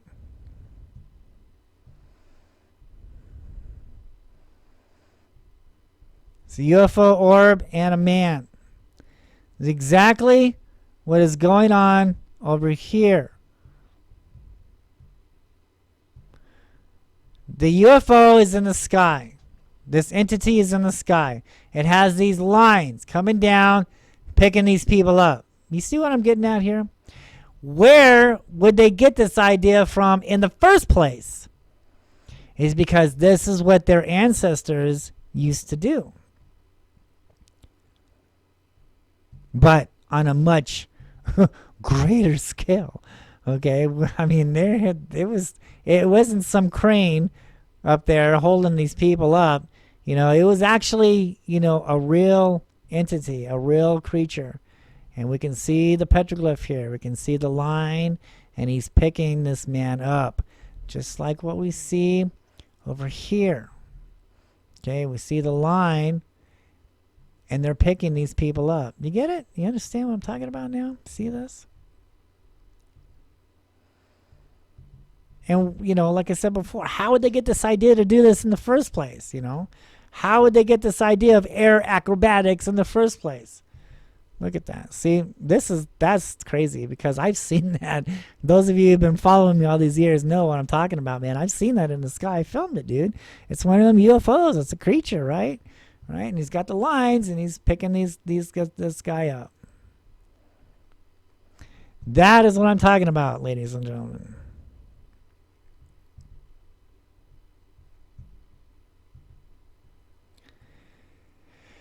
So when Dave started saying, well, he's halfway in the underworld and halfway into our world, and then me seeing these creatures on what they're doing, I'm more inclined to believe that that's the orb, and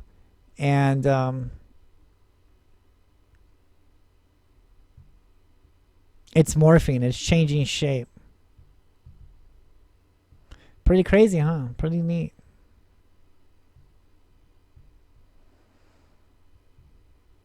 Because we've seen it, all right? My wife and I was out on South Mountain one time, all right? And a light appeared in the sky. It was daylight. A light appeared in the sky. And Pam's got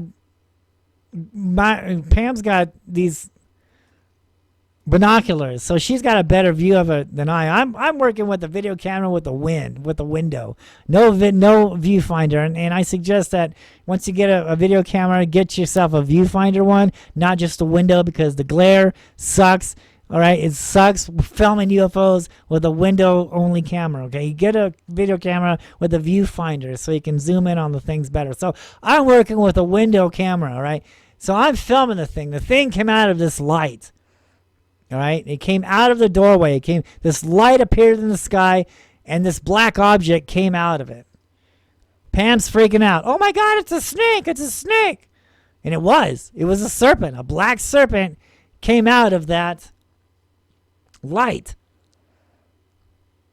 Or first it was a light, and then it morphed into a snake. And then from there, it morphed into what looked like a stick figure petroglyph of a man with his hand on his waist and some kind of like tentacles on his head. It's on my YouTube. It's on my my website. When you go to my YouTube channel, the Phoenix Lights Petroglyphs in the Sky, all my videos in the description part is links to my website. And on the front page, you can see what I'm talking about. I call it Quetzalcoatl. Right? He's a snake, then he turned into a man. Right? He's morphed into a man.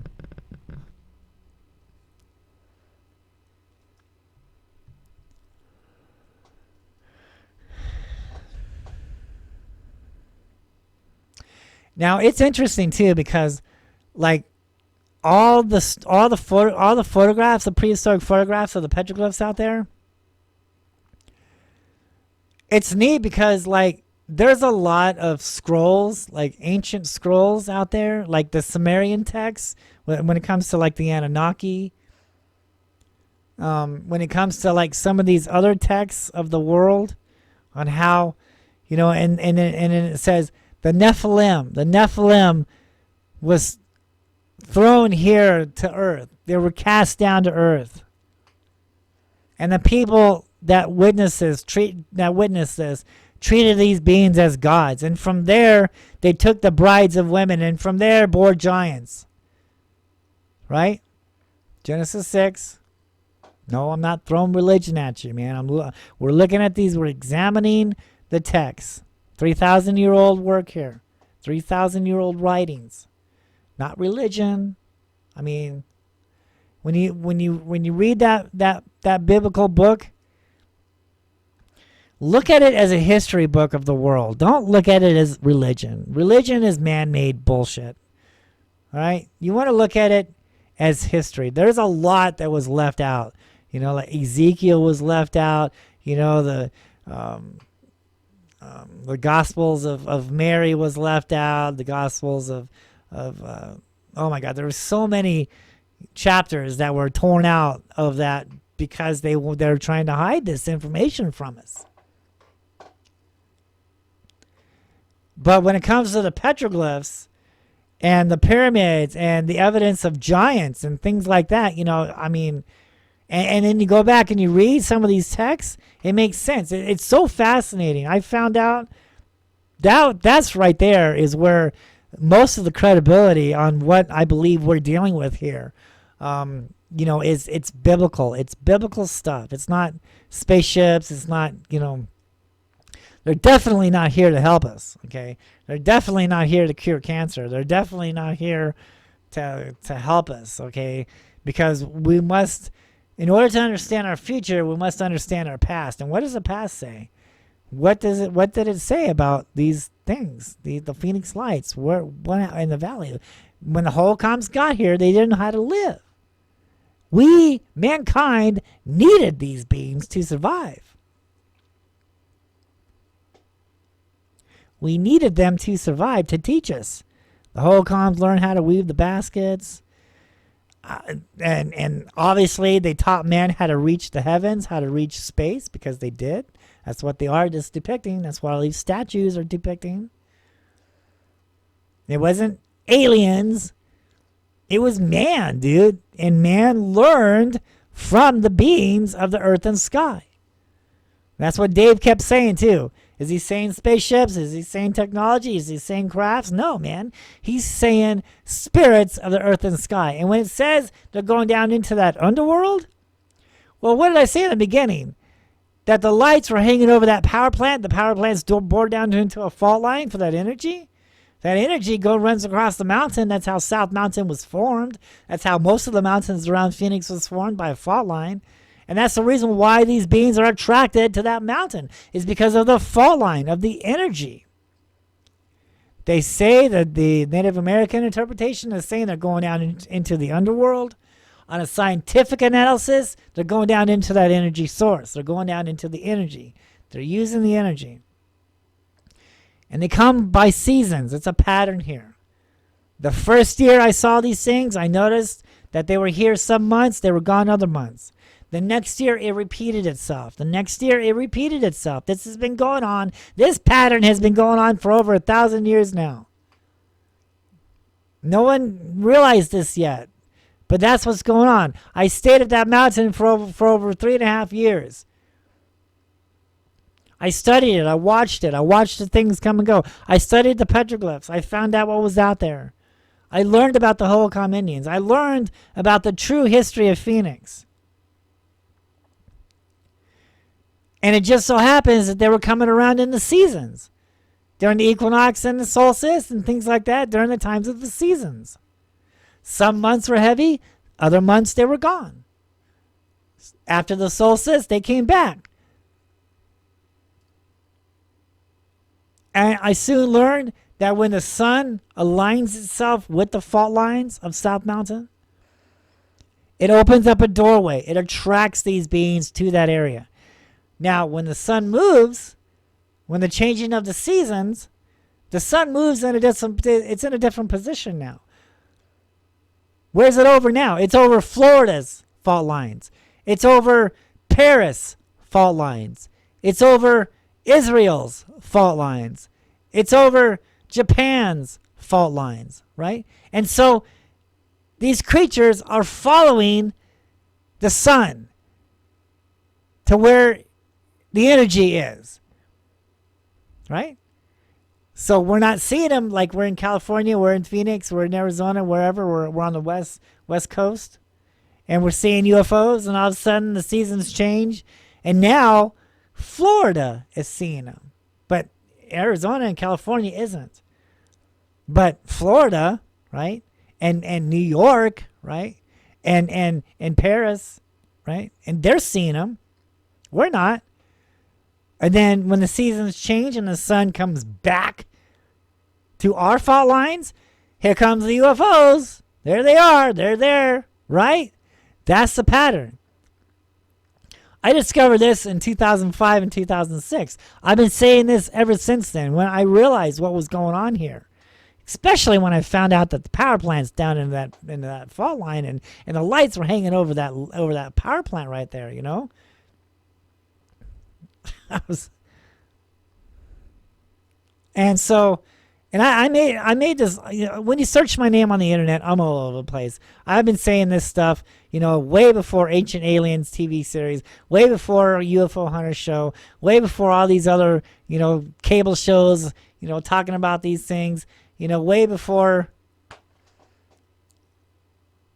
Skinwalker Ranch. And that's funny too, you know, because a lot of these cable shows are using my information. Right? I was the first one to discover all of this stuff. And I think that's probably one of the reasons why the UFO Hunter show didn't want me to talk about my discovery. I don't know if they just didn't want to give me credit for it.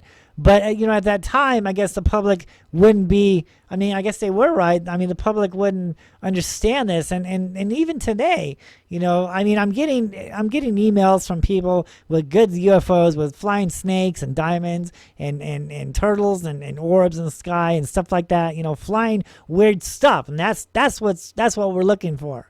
We're not looking for spaceships and crafts right now. We're concentrating on what we can prove, what we can verify. And what we can verify and prove is what's carved on the rocks. What we can verify and prove, it's what's written 2,000 to 3,000 or to 6,000 to 7,000 years ago. That's what we're looking at here. It's man that put crafts in it because they just don't understand that this light is the being. This light is the creature. This light is a conscious living creature. Okay? It knows who's watching this. It knows who's not watching them. Right? It's highly intelligent. You see 5 lights out there. You're looking at 5 living beings. 5 living creatures. That light is not a craft. That light is a living being. That orb in the sky, that's just the beginning. We see these orbs in the sky. We see these lights. This is just the beginning. There's more. There's more coming. I'm here to sound the alarm. The shit's going to hit the fan, and when it does, you're going to see some wild, crazy stuff. These orbs are going to grow. They're going to morph. They're going to change, man. It's not just going to be a light in the sky. That light in the sky, it's going to change. It's going to do some crazy stuff, right? Miracles in the sky. That's what's going on here, right? This is just the beginning. How do we know this? Because that's what the petroglyphs are showing, right?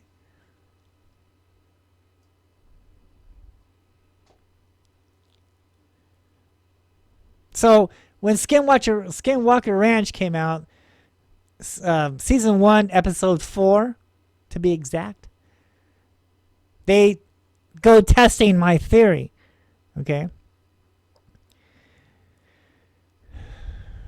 They build these bottle rockets, okay, and they put these sensors in there, right? And they shot these rockets up into the sky to see if there's any energy there. And when they did, what was going on? There was a light in the sky, okay? There was a creature in the sky when they did that. And the sensors come back down and they realize, yes, there's energy up there. And what did they say? Their conclusion? That craft must be making the energy. They don't understand this yet, that thing, that light is there for the energy. Okay? It's not making the energy, it's there to absorb the energy. And it's not a craft, it's a living creature. Skinwalker Ranch, there's rock art on the outskirts. They're on a major fault line. The rock art around Skinwalker Ranch, the mountains there, is the exact same that we find in Phoenix, and we find, I mean, all over the world. It's not just here in the United States. It's all over the world. Same type of markings. And it's so crazy, too, because sometimes people send me petroglyphs from like Egypt and Israel, and it's the same art, dude. It looks like it's the same artist that drew the exact same stuff that's over here on South Mountain. Mount Jabal Allah in Saudi Arabia, the real Mount Sinai. Look at those petroglyphs. And then look at the petroglyphs on South Mountain. It's the exact match. It's a perfect match. Moses' mountain has the same rock art as South Mountain. I'm here to blow the alarm off this stuff, man. That's what's really going on here. It's biblical stuff. And this is the reason why, in my opinion, there will never, ever be a disclosure. All these people, the government's finally coming out and they're going to talk about UFOs. They know what the hell's going on. Because remember I told you about the airplanes, right? And then when I moved to the mountain, now I'm dealing with black helicopters. And they know when those things are going to be there. They were there before these things showed up. I filmed it. I documented all this stuff. And when I made the news, when this flying serpent came out of South Mountain and went over my apartment, and that made the news, the helicopters are watching me now. I documented it. I filmed all these black helicopters flying around my apartment. When I went up on the South Mountain, they'd follow me up there too. So would these white airplanes. They know what's here. They know what's going on. And what are they waiting? They're waiting. They're really watching me. Why? To see if I got taken away. That's what they were really watching for. I don't know how true this is, but there are reports. Don't get me wrong. I don't know if this is facts, but apparently when the 1997 Phoenix Lights occurred who was it? Clinton. He went down into hiding, and it scared the government. I don't know if that's true or not, but in a way, that makes sense. And in a way, I kind of, would like to believe that, because that's what they're waiting for. They're not there to see, they're not there to investigate them. They're not there to think they're cool. They're there to wait, because as soon as these things start picking people up and taking them off into the sky, that's when the government's going to panic. That's when they're going to go underground, and they're not going to tell anybody about what's going on. If they really came out and told people what I'm telling you now, that there's living creatures, these supernatural being entities coming and going from South Mountain, how many people would actually live in that valley? If they knew that these creatures in the sky, the Phoenix Lights, was the leading cause of the whole and the Mayan disappearance here in the Valley of the Sun, if the government really came out and with this disclosure information, how many people would still live there? You know what I'm saying? They're not going to cause a panic over this. So now what they're saying, the new cover-up, it's spaceships, it's technology. We have cosmic brothers on the outskirts of the world. That's what the new cover-up is. Because that's what people can understand. That's what we've been told anyway. Because that's all they understand. Because why? If they would continue to read these biblical scrolls, if they would continue to understand the rock art, if they went a step further, okay, they would understand what is really here, and they would understand that this is not spaceships and not crafts and not little green men from Mars. Okay, they would understand what these are. They would understand the giants are real. The giants are here. They would understand that the Nephilim, these beings, these creatures, this is their planet too. Because why? Because they were kicked out and thrown there. This is their world too.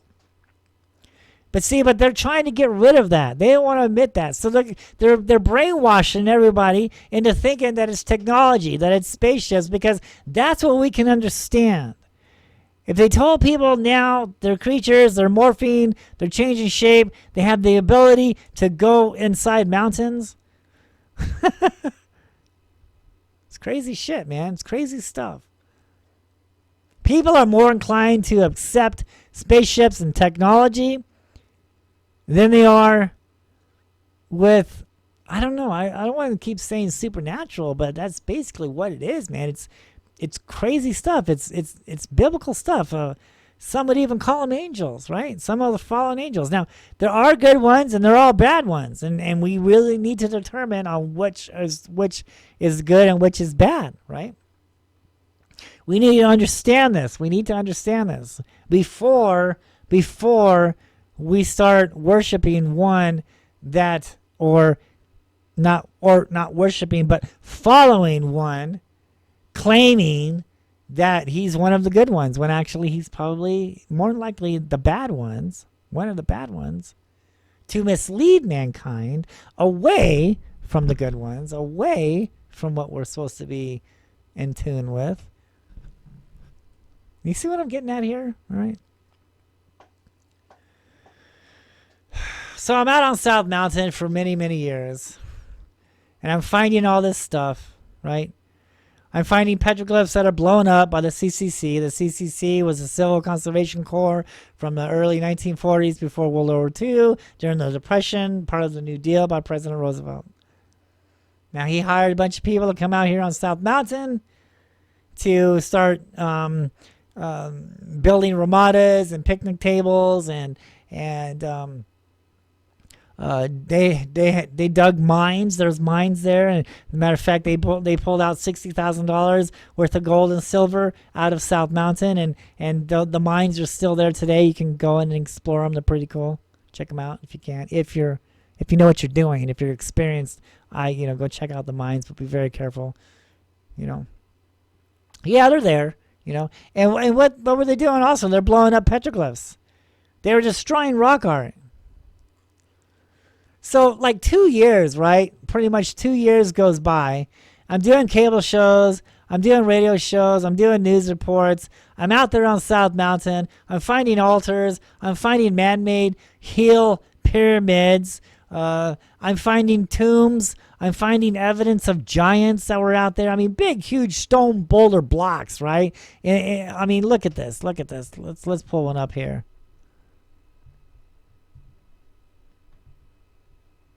Let me find it.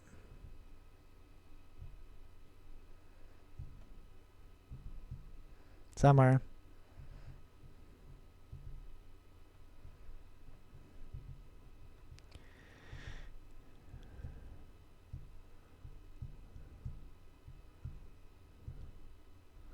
Jeez, where the hell is it? Oh, I don't know. I got one somewhere here. I got a photograph of it somewhere. Here it is. I'm finding huge rocks on South Mountain, big boulders, okay, that are stacked on top of each other, making a huge wall. You see this? Well, I'm pointing at it. Now look at this. Look how precisely these are. Look at these bricks, right?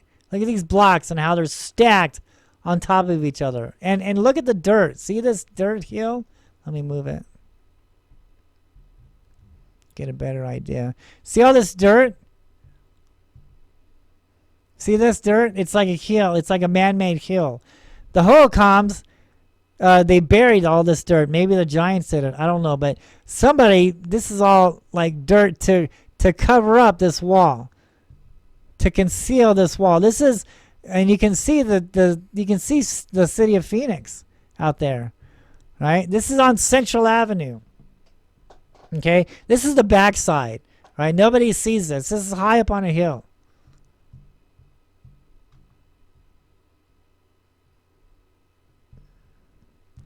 Okay, this is high up on a hill, all right? The other side, the CCC blew the hell out of it, man. There were petroglyphs on there, and they left one little petroglyph. It's like a sun-looking thing. It's got arms and legs, and it's got some rays come out of it. It's an entity, right? And that's the only petroglyph they left there. I think over here, there might be a spiral over here somewhere. But on the other side of this, they blew it all up. Why? Because this is facing the city. On that side, on the other side of this wall, it's facing the city, and there were once petroglyphs there, and who knows what the glyphs were depicting. But when the CCC was here, All right, and they wanted to make it a park friendly mountain. A family oriented mountain. So having your lunch next to rock art depicting sacrifice, depicting demonic creatures, depicting a war in the sky between flying serpents and man. I mean, that just isn't family oriented, right? And plus, another reason too is once you start understanding the stories, once you understand the holocom, once you understand the petroglyphs, it's telling you where some of the sacred objects are. They will point. These coyotes, these deers, when they're looking in that direction, you need to go to that direction because he's telling you, he's pointing you to the next area of the story. Sometimes he's leading you to a tomb. Right? And some of these deer antlers, when you look at the deer antlers and you step back, and what did I say before earlier? You have to look at the whole landscape, not just the art, but you have to understand the landscape in with the art. So these deers with these crazy antlers, and you step back from that petroglyph and you look on the side of the mountain behind that petroglyph, you will see that the deer antlers are actually trails on the mountains behind that rock art, and it's trails leading you to other places to find rock art or to find sacred spots. It's a map. That deer's antlers is a map. And the coyotes, they're looking that way. Some of the petroglyphs, they're pointing that way. You need to go that way. You need to check out that area because it's telling you where to go. Now, once you understand this rock art, you will understand the history of Phoenix. You will understand what's really there. They're telling you, they're talking to us. The answers have always been there.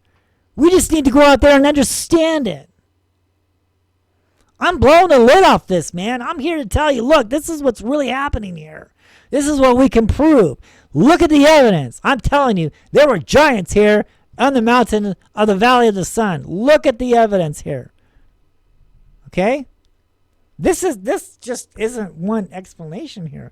I have more in my book. Okay? I talk about these things, man. It's here. And the CCC was here blowing petroglyphs up, and I was wondering why, and for so many years, for at least 2 years, and I've read the archaeologist's book, okay, and the archaeologist, him and his team, for 5 years they spent on South Mountain. They had 2 teams, okay, and because you only have this small window before it gets too hot. Because it gets pretty deathly hot up there on South Mountain during the summer times. So you don't have a lot of time to explore on South Mountain. And so they had 2 teams. And one team would go up and document the petroglyphs. They'd take photographs or they would draw. And they would put white paint on areas so to let the other team know that they've already checked that out. All right. So they spent 5 years up there. And the archaeologist writes this little book, okay? And some of the stuff is in there is correct. Like one thing he says that the petroglyphs, one of the Indian legends is the petroglyphs has the power to invoke the spirits. Well, you know what? I did that. I've done that a few times. I've found at least 3 spots on South Mountain where there's petroglyphs at, and if you talk to them, you will see the spirits. You will see the Phoenix lights. You will see the things in the sky. Okay, so yeah, that is true, right? But he's not talking about the tombs. He's not talking about the evidence of the giants. He's not talking about the gold. He's not talking about the Mayans.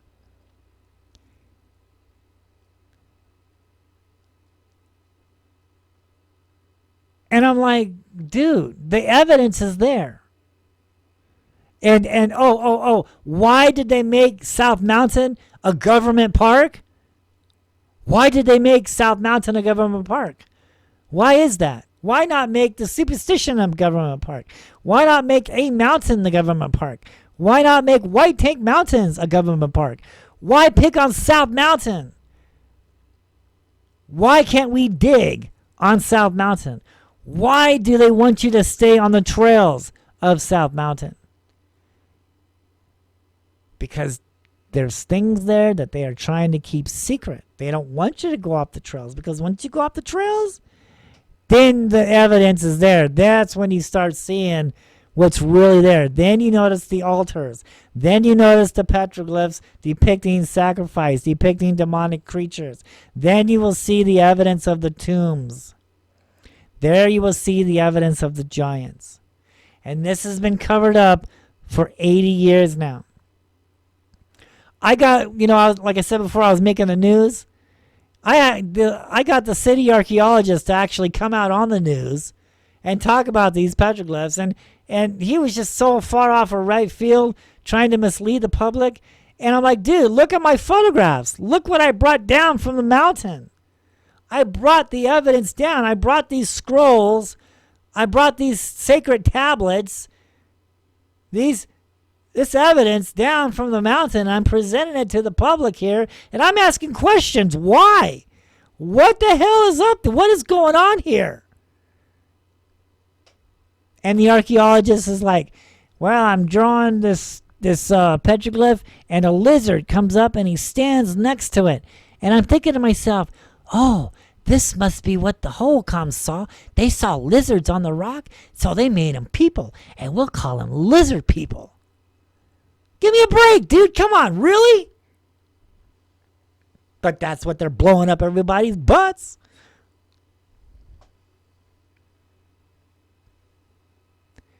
So I'm like, dude, look at the evidence. I'm saying to myself, oh my God, dude, why am I the only one saying this here? I mean, I found there's evidence, right? I mean, I'm an amateur archaeologist. I can spot stuff. I know what is going on. I know. That's a tomb, dude. Okay? There's something buried there. That hill, that's not a regular hill. That is a man-made pyramid hill sitting in the middle of South Mountain on Holbrook Trail. It's not a natural hill. Somebody made that hill. Oh, man. I was frustrated, right?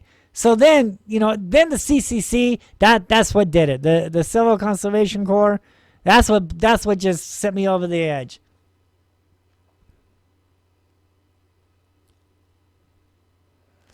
I went to the Phoenix Library. And I went up on the Arizona room and I asked the secretary, give me everything you have on South Mountain. She comes down with this huge folder. And in the folder, I open it up. Boom. Everything that I've been talking about for these 2 years that I discovered out there, hit me in the face with Charles Holbrook, the first park ranger.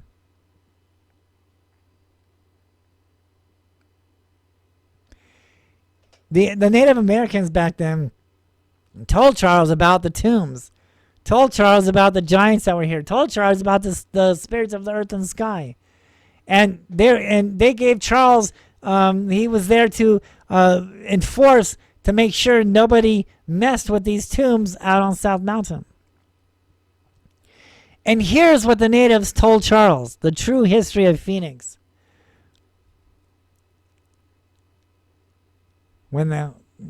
Pretty much what I said earlier, when they got here, they didn't know how to live. These beings came down, taught these people how to live.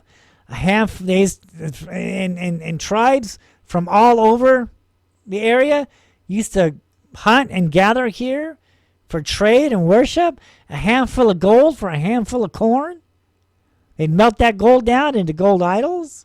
Everything we see in Mexico was going on here in Phoenix. Until one day, for reasons unknown, and they were performing sacrifice. The reason why they do these sacrifices is to make sure the sun keeps going motions in the skies, pleasing the gods, so they have a better crop for next year. So they sacrifice, they pour the man's blood down the sacrificial altar, down these sacred rocks, down the sacred mountain, to make sure that next year's crops will be good, that the rain will come, that the gods are happy.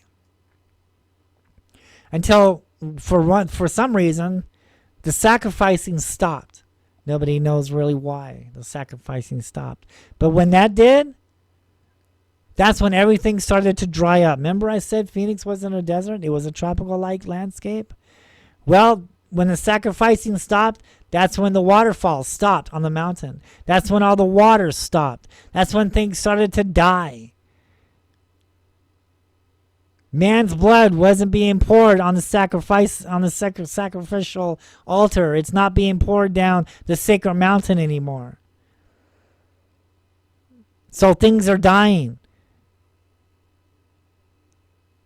And the people are yelling at their elders. They're yelling at their leaders. Why did you stop the sacrifice? Look what's going on. The gods are upset. They're mad. They're making everything dead. They're drying up everything. Everything is dead. Why did you stop the sacrifice? You shouldn't have done this. And then all of a sudden, some say the devil came from the east and came down with these phoenix lights, with these flying serpents, with these flying diamonds, with these flying orbs. They came from the east. They brought down their lines. And they took the people away. Now, there were witnesses to this, and they were afraid, and they hid in caves. And when it was all over with, they came out of the caves, and they realized what had happened. And they vowed never to live in this valley again, never to live in Phoenix again. They vowed that this was a cursed land. Whoever was going to continue to live in this valley would eventually have to go back to war with these spirits of the earth and sky.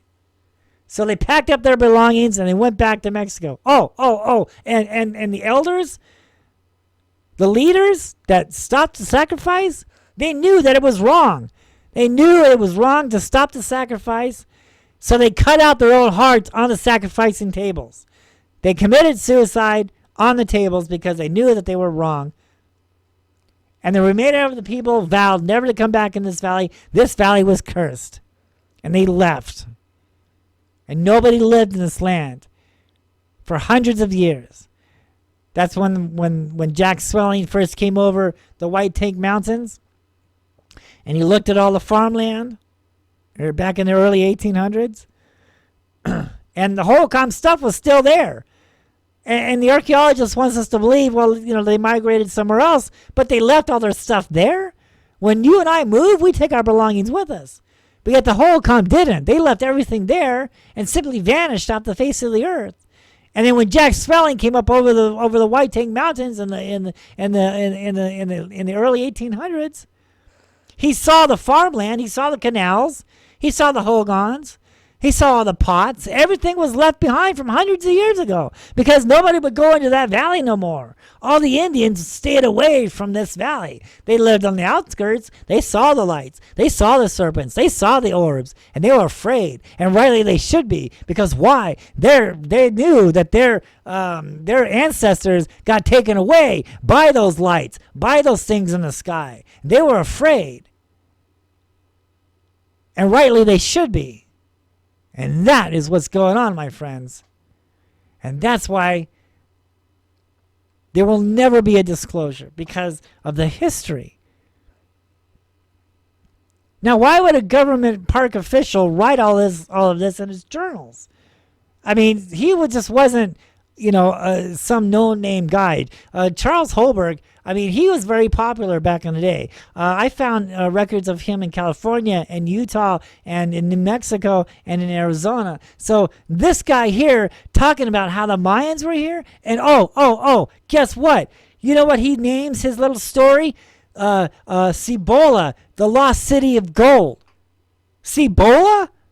Isn't that what the Spanish conquistadors were looking for? The 7 cities of gold? And here, Charles Holbrook, the first park ranger of Phoenix, Arizona, is calling South Mountain Cibola because he thought maybe the gold was here, that the Spanish came there looking for the gold.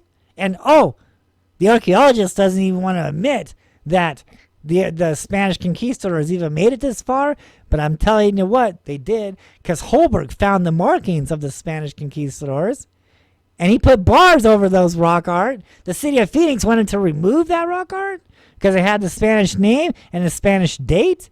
It pre-exists. you know what everybody is led to believe on the history of Phoenix? They wanted to remove that stone. They wanted to remove that petroglyph. And Charles Holbrook pulled guns on the construction workers and says, "You ain't touching that stone. We're gonna go to war if you're gonna remove that stone." That's from the 18. That's from the 1700s. 1500s, excuse me. 1536, I believe it was. Way before Columbus discovered America.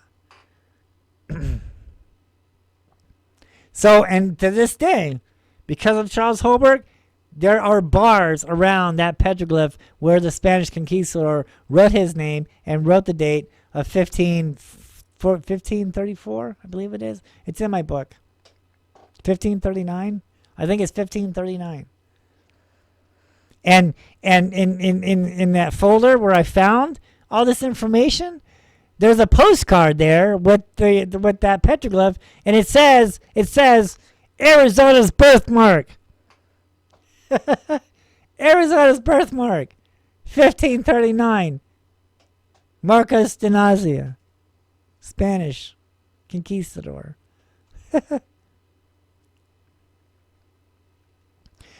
That is what's going on here. This is the true history of Phoenix. You're not going to find this anywhere else. Go out there. That's what my book is all about. That's what my book is all about. If you can't get to the mountain, then I bring the mountain to you through my book. I believe they're in Syria. Yeah, they're in Syria. So there's supposed to be giant footprints. Okay? So let's analyze this for a minute. All right? This is a temple that was pretty much made in Syria, much like the first temple in Israel made by King Solomon. Now, it's interesting because Solomon claims that the angels helped build his temple. Now, there's huge blocks, okay, under the city of Jerusalem now. And so Jerusalem pretty much has built on top of its history. All right, so they just keep building and building and building and building. So the more you dig under, the more history you find, because Israel just keeps, expanding and putting on top of their temples, on their structures or houses. They keep building on top. So, but Solomon's temple is way at the beginning and way at the bottom. And there were big stones, big, huge stones. And he claims that the angels helped him make this temple. And so when we look at this, when we look at these big footprints, it says one of the interesting features of the Arendar temple is the footprints carved in stone on the floor temple. A pair of footprints can be found on the floor, followed by a single footprint and another single footprint at the threshold at the main hall. The distance between the two single footprints is about 30 feet. Right? A stride of 30 feet would belong to a person or a god about 65 feet tall. Okay, so let's look at that. All right. So they're saying that if this was a real giant that made this, that he's about 65 feet tall. So how heavy would he be? Okay. All right. So I'm not saying that there weren't giants here. All right. There were giants here. This article even says that these are carved. These are carved footprints. These are not actual footprints of giants. And how do we know this? Well, for one, look at this. Let's examine it. So if this guy is 65 feet tall, then surely he's got to weigh more than, 20 pounds or so? Because look at the indentations of the footprints. Okay? It's not that heavy. Okay? So let's look at an elephant's footprint. Let's compare this to an elephant. Look at the depth. Okay, you see this? This is an elephant footprint, right? So if these were real giant footprints, then it would be a lot deeper than just you see what I'm saying? See what I'm getting at? So these are not real footprints. These are carved footprints. And we know this because of, I mean, look at the elephant, right?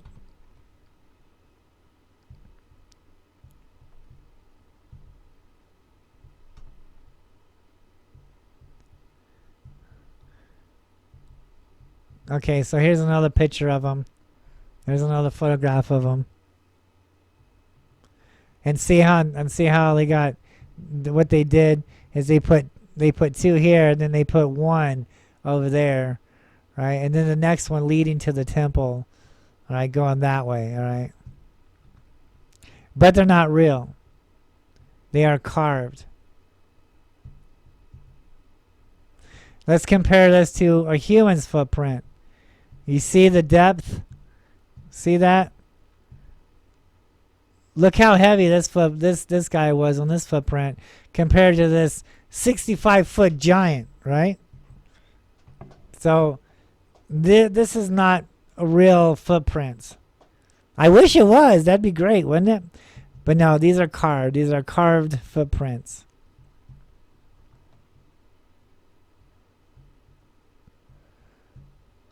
But it is neat. So, and they're trying to say that, giants constructed the temple.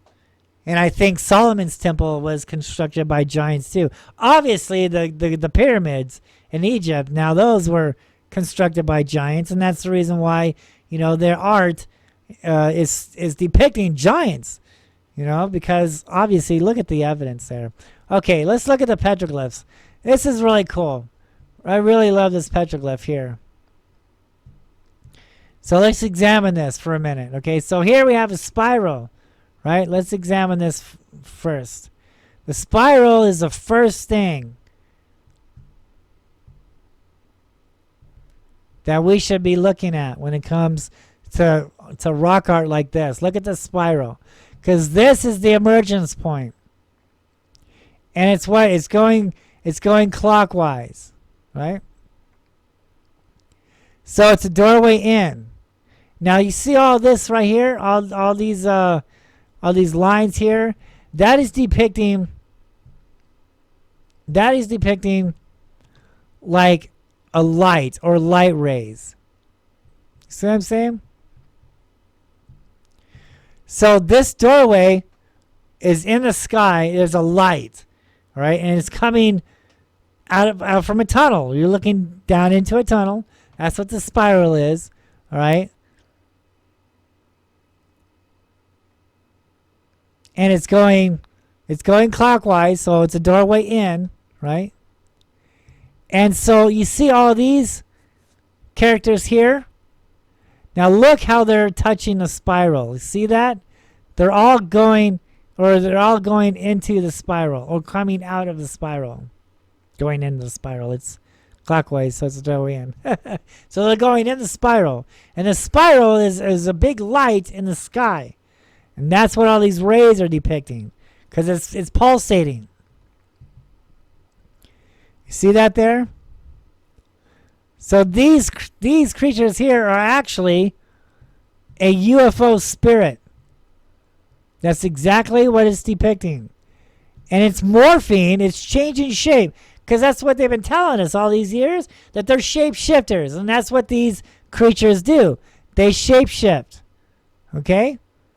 And it's got this entity over here, and along with these entities here.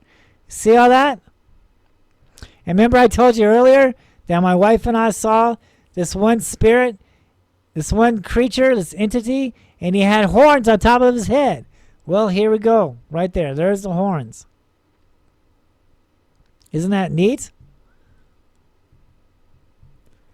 And this is how we can decipher this petroglyph. So all these spirit beings are going into this spiral doorway that is in the sky, and it's pulsating. It's a light. Basically, it's telling us that this is a light. This spiral is a light in the sky.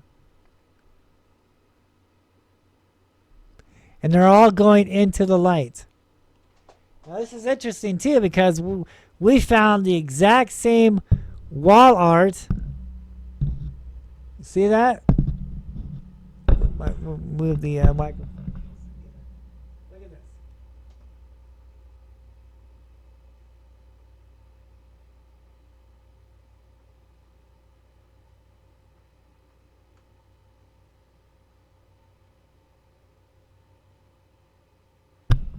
To an exact T.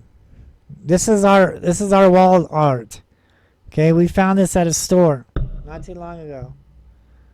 It's the exact same petroglyph that we see on the rock there. Isn't that cool? And it's depicting a spirit being coming out of a spiral light, out of a spiral doorway. Or going in, excuse me.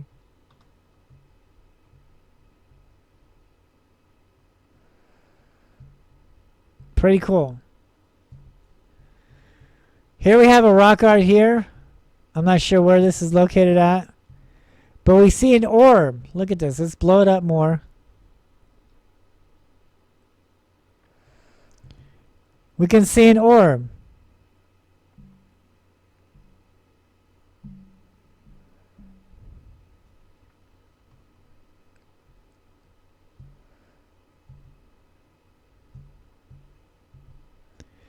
And you see this guy, he's entering the orb, this white orb.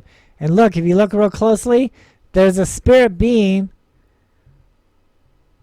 See that? This orb is the creature, is the being.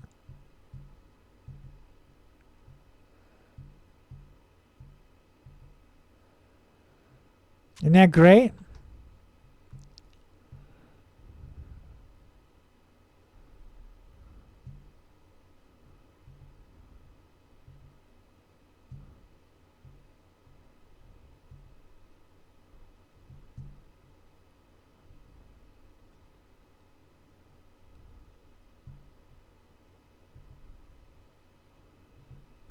Awesome.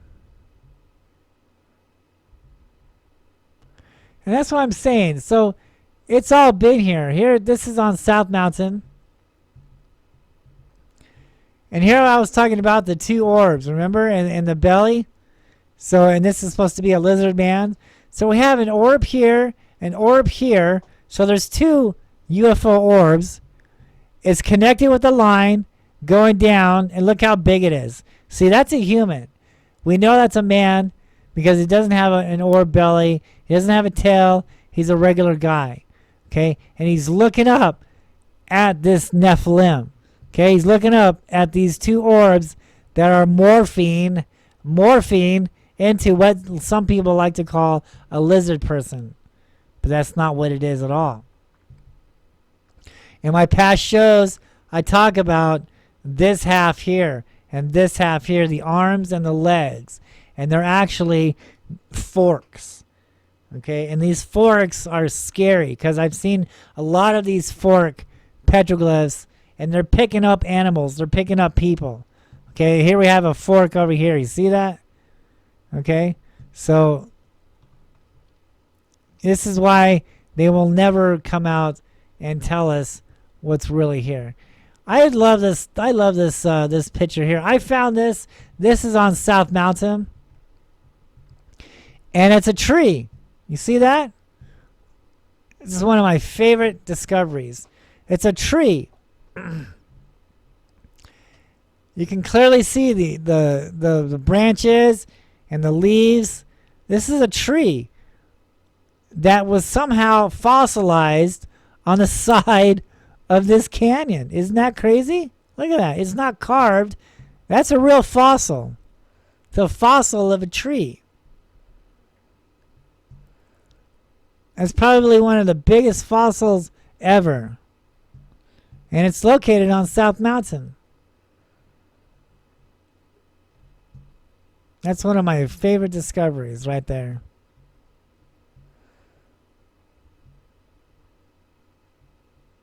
Pretty cool. Okay, so let's get on with these UFO sightings. So, Let's see. What do I want to start with first? Okay, I guess we can go with this. So this was given to me by Doug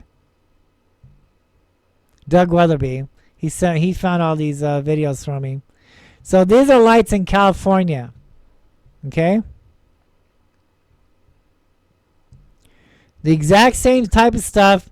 Those of you who have been, oh, look how that one just appeared in the sky. See that? Look how they just appeared in the sky right there. See that? Look at that. And look how perfectly they're staying information. Now, some would probably say, oh, these are flares. Well, where's the smoke at? Well, look at that. And where's the airplane dropping the flares out? You would see the airplane dropping the flares out. And the flares would not stay in a line. They would not stay in formation like this. See that?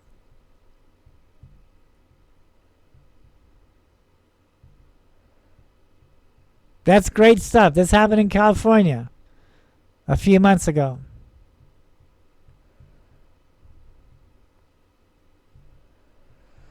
And that's what I'm telling you on how there's a vortex in the sky, a doorway. And these things just show up in the sky.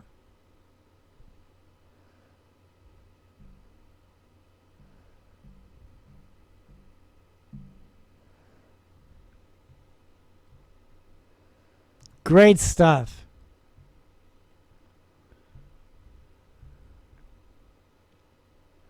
Whoops, and I just lost my banner. Okay.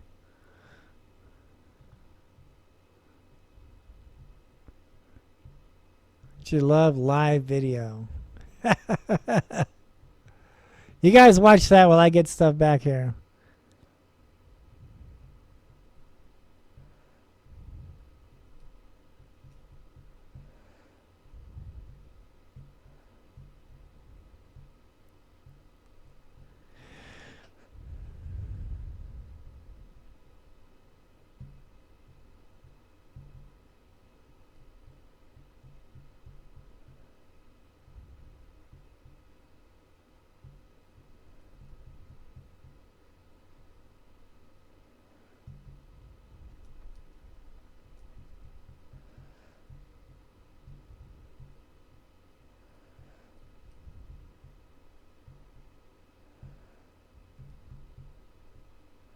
Don't you just love live video? Anything and everything can go wrong. It will. and you're seeing it now. Because I can't find.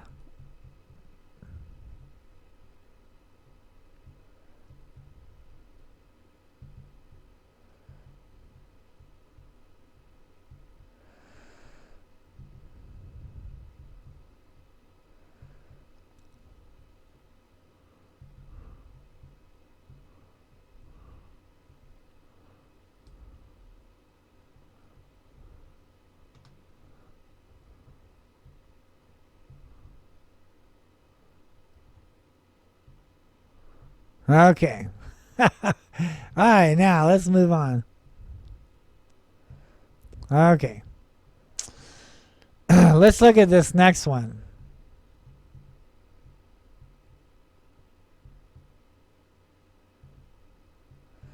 Oh, I believe this is the same one, but it's filmed from a different person. Right? This is another thing that makes it credible. Is not only one person filmed it, but another person filmed it from completely in a different area. Same sighting. Same California sighting.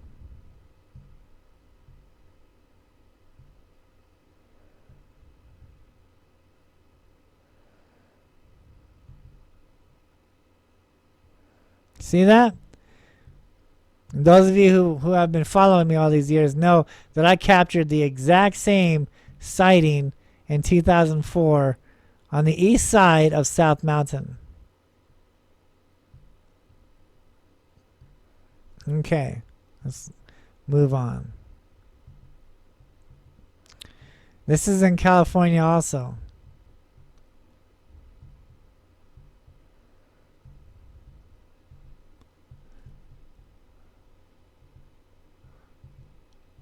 See these lights there?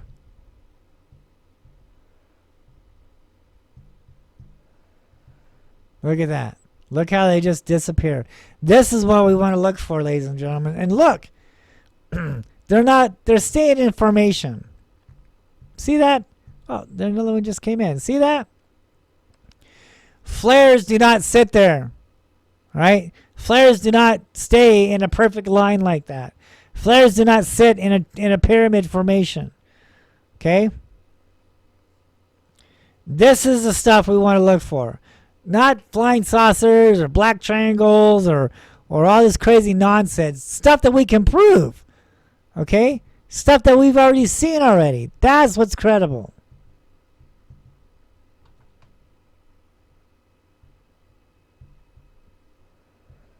Awesome. Okay, so now let's examine what a Chinese lantern looks like. Okay? This is a Chinese lantern. Let's take a look at this closely. Let's look at this. Let's zoom this bad boy up. Look at this. This is what a lantern looks like, people. Okay? This is a Chinese lantern. Let me enlarge it a little bit bigger. Let me get it as big as I can. Look at that. This is a Chinese lantern. Examine this. Study it. Look how it's flipping around. You can see the fire. Okay? Right? This is what Chinese lanterns look like. Okay? So if anybody's trying to tell you, oh, that UFO is a Chinese lantern, well, we know what they look like because this is one right here. This is why it's crucial. If you're going to be a credible sky watcher, you must go out there and learn what normal stuff is. Learn what an airplane looks like. Learn what a flare looks like. Learn what a Chinese lantern looks like. Okay? You must study all of this before you can start looking for unexplained stuff. UFOs. You must understand what IFOs are, identified flying objects are, first, before you go hunting unidentified flying objects. Once you've identified the identified ones, then you know what to look for. Then you know what is real, what is normal. That's what I'm trying to get at. So when you see something not normal in the sky, then you know for sure that that's a real UFO, and you won't come out looking like you don't know what you're talking about, or you won't have critics come back and start criticizing you, things like this. Okay? And we talked about this at the beginning of the show on why I'm so passionate about seeing everything in the video. Don't show me bits and pieces. Don't show me a photograph. A photograph could be anything. A photograph could be a star. A photograph could be a bug. A photograph could be a plane. We want to see raw, unedited video, and always make sure you show how the object leaves. To be a credible sky watcher, you must understand what is normal.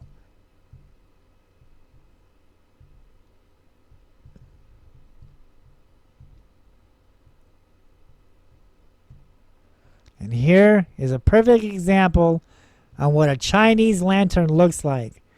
Look how it's flopping around. See that? It's not in control either. And these UFOs, they're in control. They're not going, like with the wind or anything. They're going against the wind, right? They're zigzagging. Right? They're making impossible moves. Okay? That is what we're looking for, is credible stuff. Okay, I think I got one more video to show.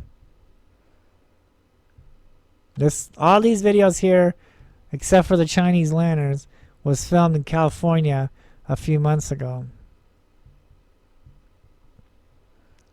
Awesome stuff, man. Look at that. Look at that pyramid. And then, well, those are lanterns, dude, or those are flares. Give me a break, man. Come on. Flares are their purpose. There's two reasons why the military uses flares. One, to get missiles off of their jet airplanes. Missiles, it's a, you know, it's a deterrent for missiles. And two, for illumination flares. And I'm sorry, all flares smoke, and you can't find one that doesn't smoke. All right, don't let these morons tell you that there's flares that don't smoke, because that's impossible. Okay, and don't let these morons tell you that flares stay in a single line or stay in formation like a pyramid like this. Come on, man. These are common sense. Let's not be ignorant about stuff, dude. Let's look at our common sense. Common sense tells us that these are not flares. These are in a regular pyramid formation.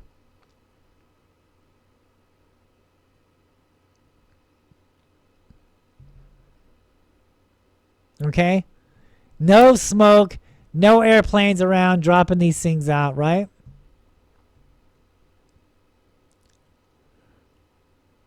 This is what we want to look for, ladies and gentlemen.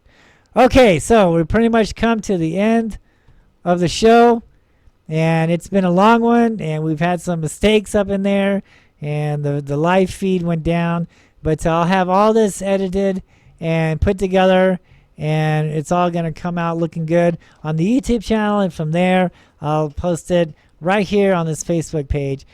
Before we go, I want to talk about our other channel, Haunted Encounter Adventures, on YouTube and on Facebook. If you guys like ghost hunting and history on where ghosts live at and stuff like that, and you like paranormal stuff, check out our page, Haunted Encounter Adventures. Subscribe to our YouTube channel. Find us on Facebook. Go ahead and post your paranormal stuff, and I'd love to see it. And also, don't forget to go off and get your copy of the Phoenix Lights, Petroglyphs in the Sky, Landscape for the Spirits, True Stories, Myths, Legends, and UFOs over Phoenix. Hard copy and soft copy, they're limited editions. Make sure you go out there and get your copy fast, because once they're gone, that's it. No more. It's all going to go back to ebooks. So make sure you get your hard copy and soft copy soon before they run out. Okay, thank you guys so much for watching, and I'll put together the show and have it up on our YouTube channel and on our page. Find us on the Phoenix Lights, Petroglyphs in the Sky, Facebook. Also find us on YouTube, the Phoenix Lights, Petroglyphs in the Sky. Make sure it says the Phoenix Lights, Petroglyphs in the Sky, because the other channel, that's not me anymore. All right, so make sure it's a Phoenix Lights, Petroglyphs in the Sky. And thank you guys so much for watching, and we will see you guys next time. Bye-bye.